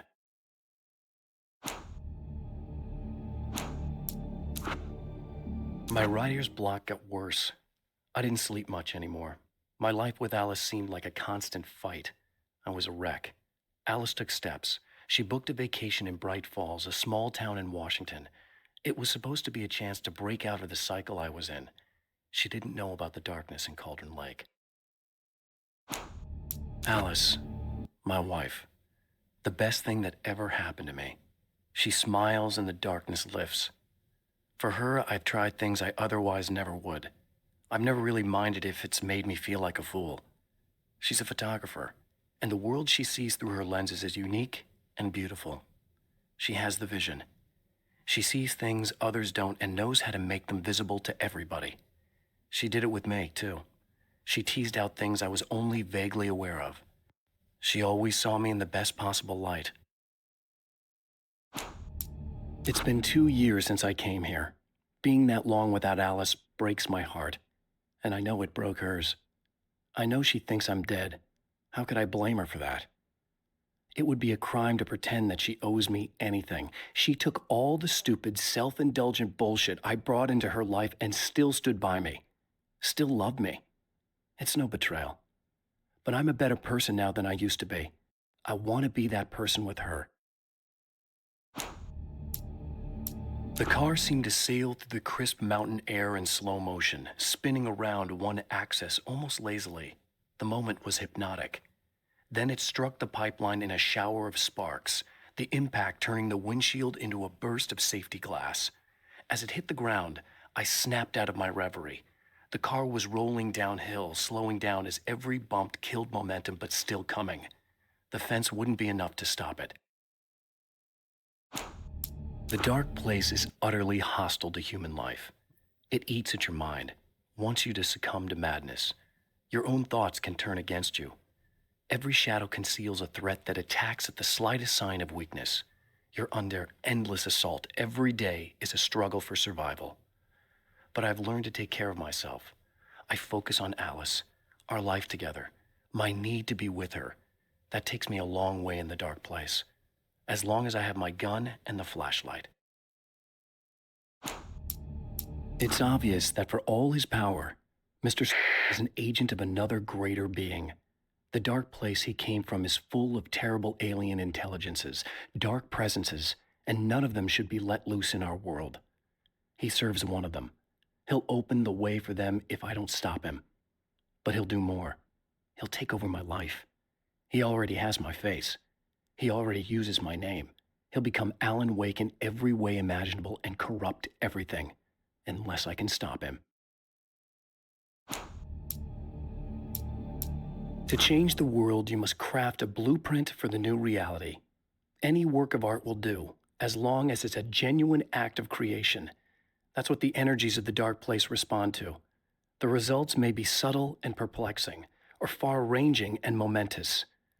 My area of expertise, the written word, gives much more precise results than music or interpretive dance would, for instance.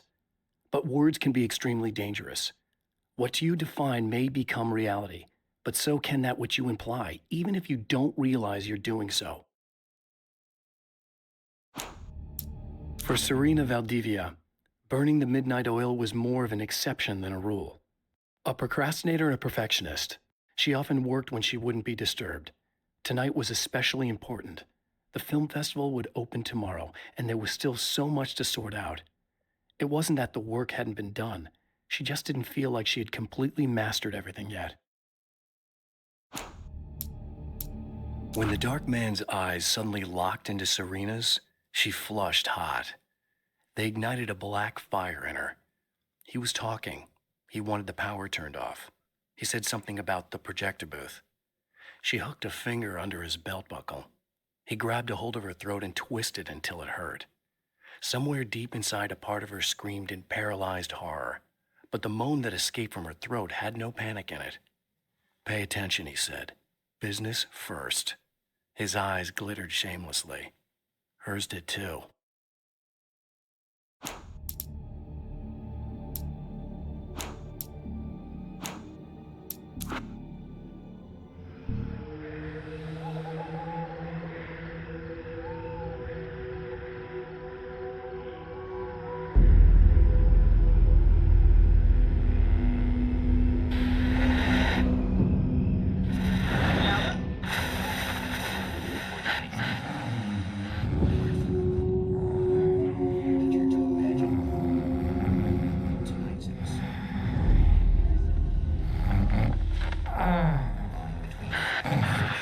Becomes hopelessly blurred, and nowhere as vividly as in Night Springs.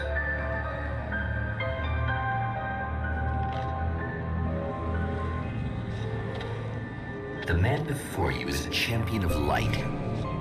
He is part of a conflict between darkness and light that is both ancient and eternal.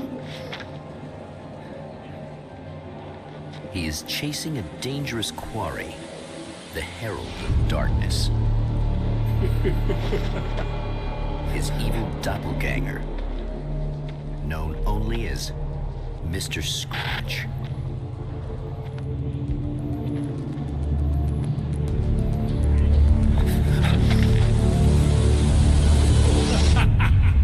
I'll catch you eventually! Maybe. But what are you gonna do then? By then, I'll have had my hands on everything you love.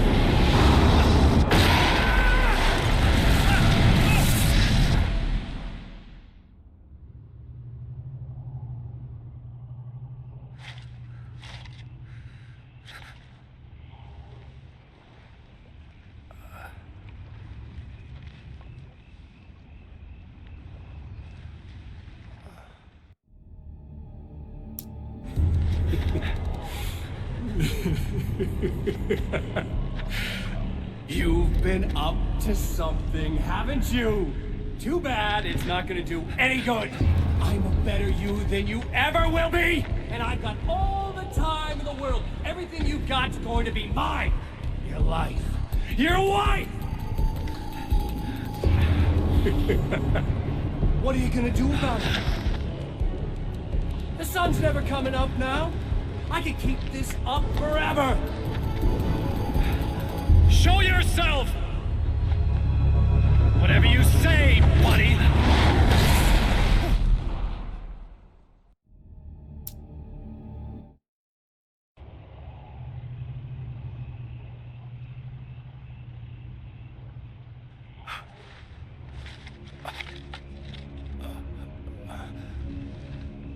The rush of darkness is unstoppable.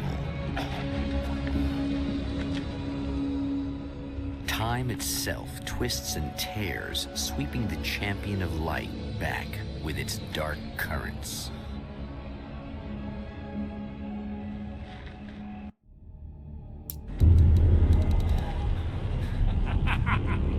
You're trying to be cute, aren't you? What are you up to? It's a waste of time, buddy. You should just lie down and die. Let me take over. This is the only thing you've got coming to you. From here to eternity. No matter how many times you come back.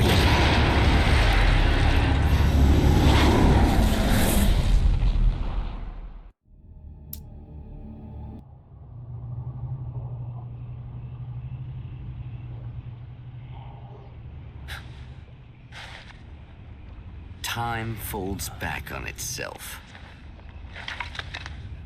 Again, his senses scream as the very impossibility of what is happening assaults them. But the champion of light endures. Oh, come on, buddy. Why don't you... What? What is this? No! No!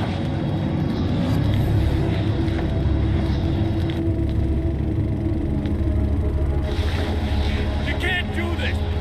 All I did was take the things you've always wanted and never had the balls to go for.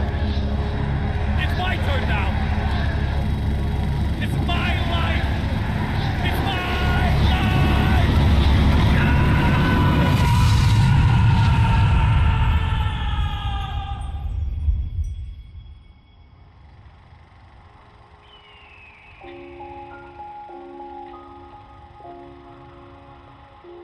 Alan?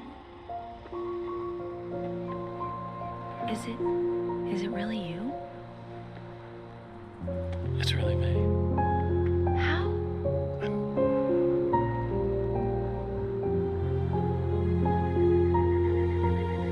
I love you.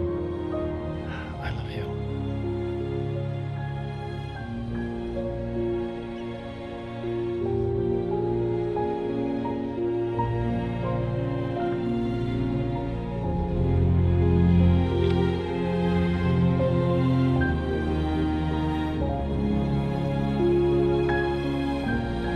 A woman, a man, two lovers, held apart for far too long, enveloped in the light of a glorious dawn. They both feel it. He's home at last. Are these actual events, or merely a dream? A memory, or a glimpse of what is to come? One thing is certain. This scene takes place in another time and another place, far, far away from Night Springs.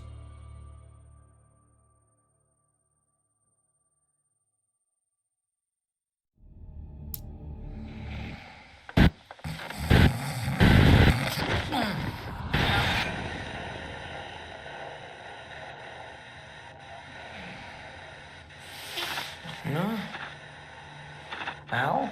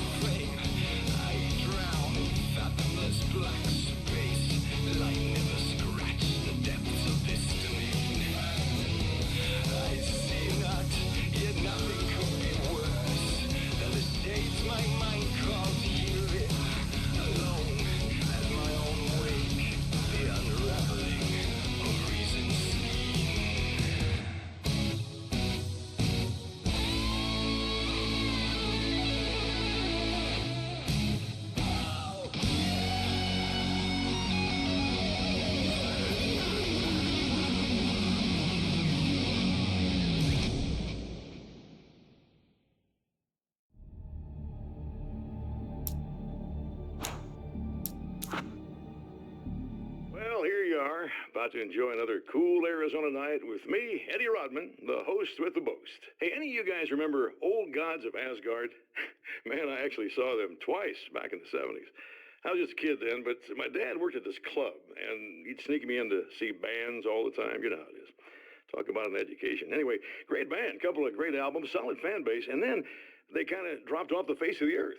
Well, now, almost 4 decades later, they're making a comeback. And let me tell you, these boys have seen a lot of road. There's some serious rock and roll veterans, because they weren't too young even back in the day. Well, now I've got Odin and Tor Anderson, 2 of the original Old Gods, in the studio with me, along with their manager, Barry Wheeler. Nice to have you guys here. Oh, hey, great to be here, Eddie. Yeah, hey, hello! Now, boys, let me just come out and say this, all right? Spring chickens, you ain't. I mean, you guys, you make the Stones look young. You're only as old as you feel. Who you calling old?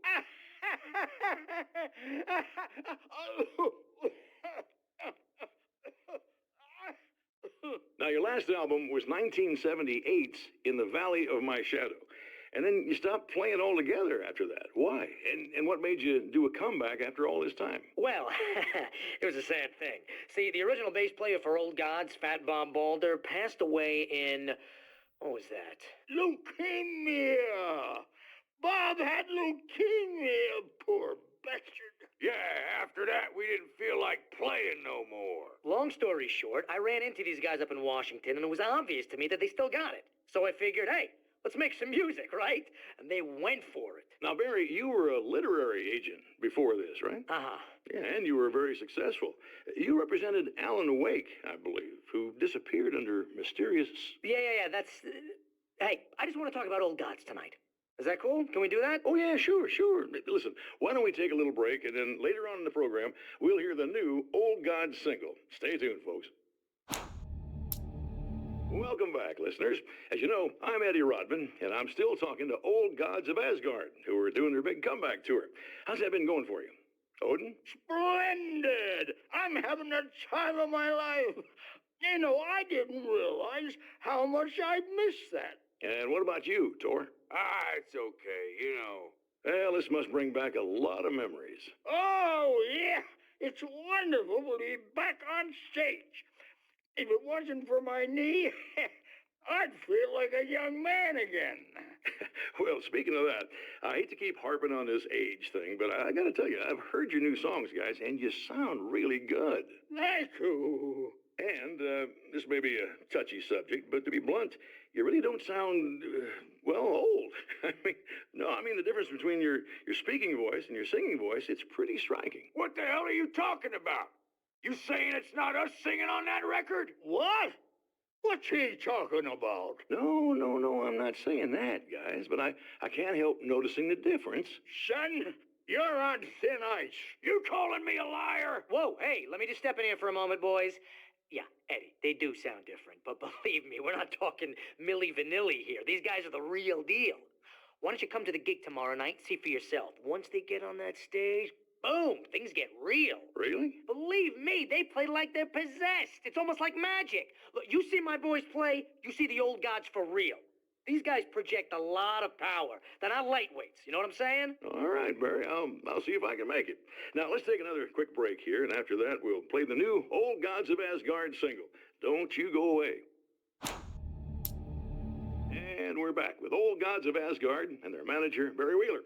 Guys, you're on your comeback tour, and you're playing a lot of your classic material, but you've also got a new single out, right?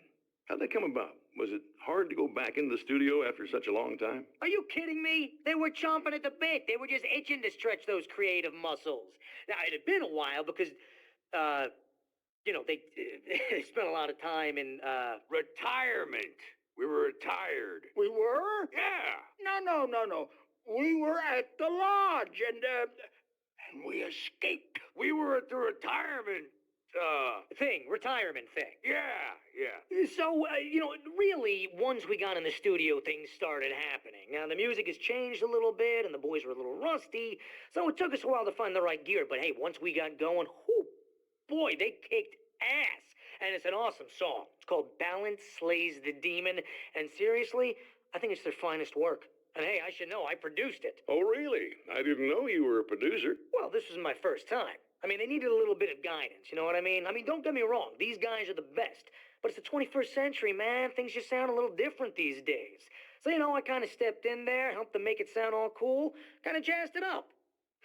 That sounds like a challenge. Oh, no, it was really easy, man. I was just, you know, like, hey, give it a little zing, you know? Let's take it to another level so it really rips. You know, let's just throw some really sweet synths in. Like that, you know, just kicked it up a notch, but it's totally old gods. Well, listeners, you can judge for yourselves. Here's Old Gods of Asgard, and Balance Slays the Demon. Oh, yeah. Okay, people, it's Eddie Rodman here with a few hours to kill, and there's nobody I'd rather spend them with. Nobody else in the whole world.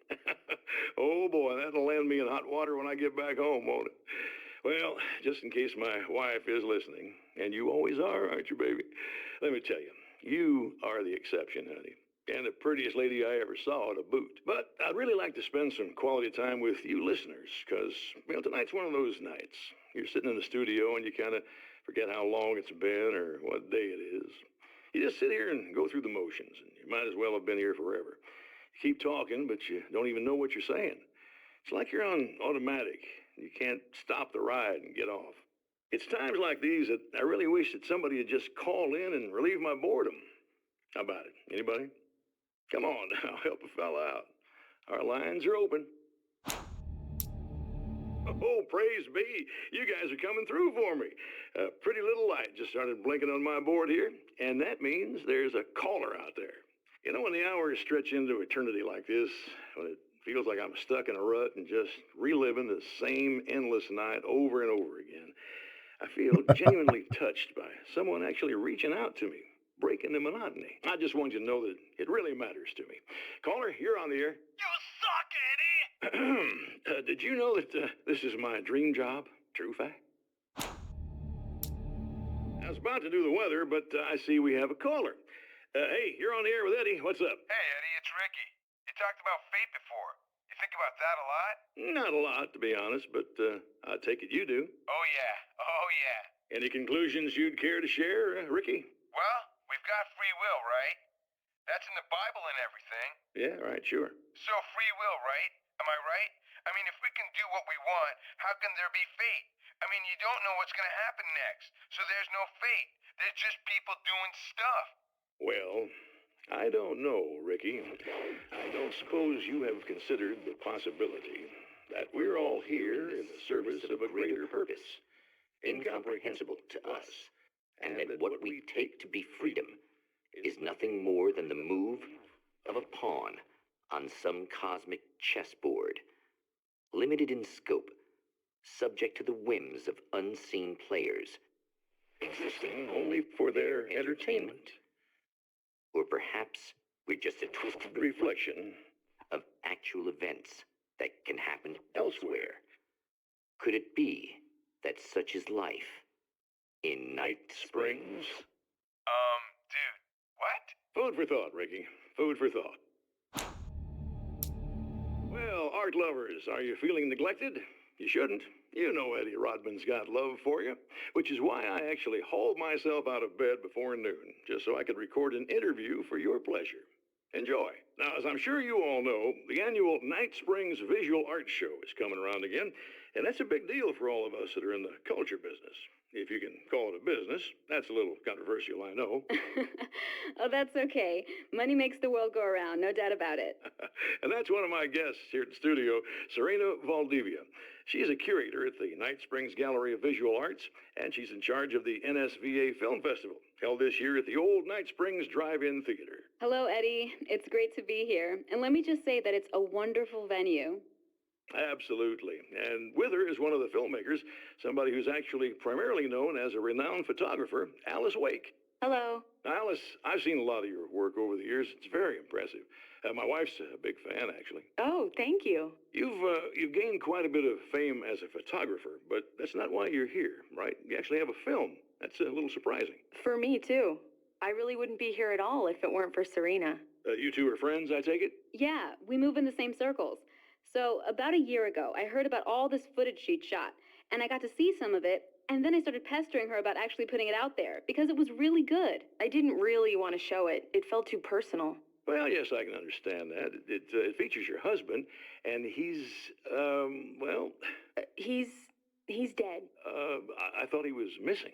It's been 2 years. This sounds awful, but yes, I believe he's dead. Otherwise he would have, well, you know. Yeah, I understand. Well, hold that thought, and we'll be right back. Thanks for tuning in for the second part of our interview with Serena Valdivia and award-winning photographer Alice Wake. Now, Alice, we were talking about your husband, Alan Wake. Is that a sore subject for you? Well, a little bit. Of course it is. The way I see it, we had our good times and our bad times, and on the whole, we had a lot of good times. He really made me happy. I don't mind being reminded of him. So you're over him? I don't know if I'll ever be that, entirely. I still think about him every day, literally. I still find myself hoping for... Well, sometimes I think I see him just standing somewhere, watching me. I think most people who lose someone they love experience things like that. But on the whole, I'm doing all right. 2 years is a long time to adjust, and I'm not really the type to wallow in the negative. Well, I know there are a lot of stories about Alan. He seemed to have something of a wild streak. That's not really what our show is about, though. Look, all that stuff really gets blown out of proportion. He had his problems, but it's really frustrating for me because people like to talk. They love to tell these crazy stories, and they never really knew him at all. Well, the character he created, Alex Casey, is a household name. The books still continue to sell. There's been talk of a TV series, a movie, a video game. Must be nice to know that his work is still being appreciated by so many readers. Yes, of course, but I don't really deal with the business side. I leave that to Alan's agent. That would be Barry Wheeler? Actually, I just interviewed him. He's currently in the music business. Mm-hmm. And he's also Alan's best friend. Do you two keep in touch? Or? We talk regularly. Like I said, he handles the business side. I think we should talk about her film. Yes, of course, you're right. I'm Eddie Rodman, talking to Alice Wake and Serena Valdivia, and we'll be right back.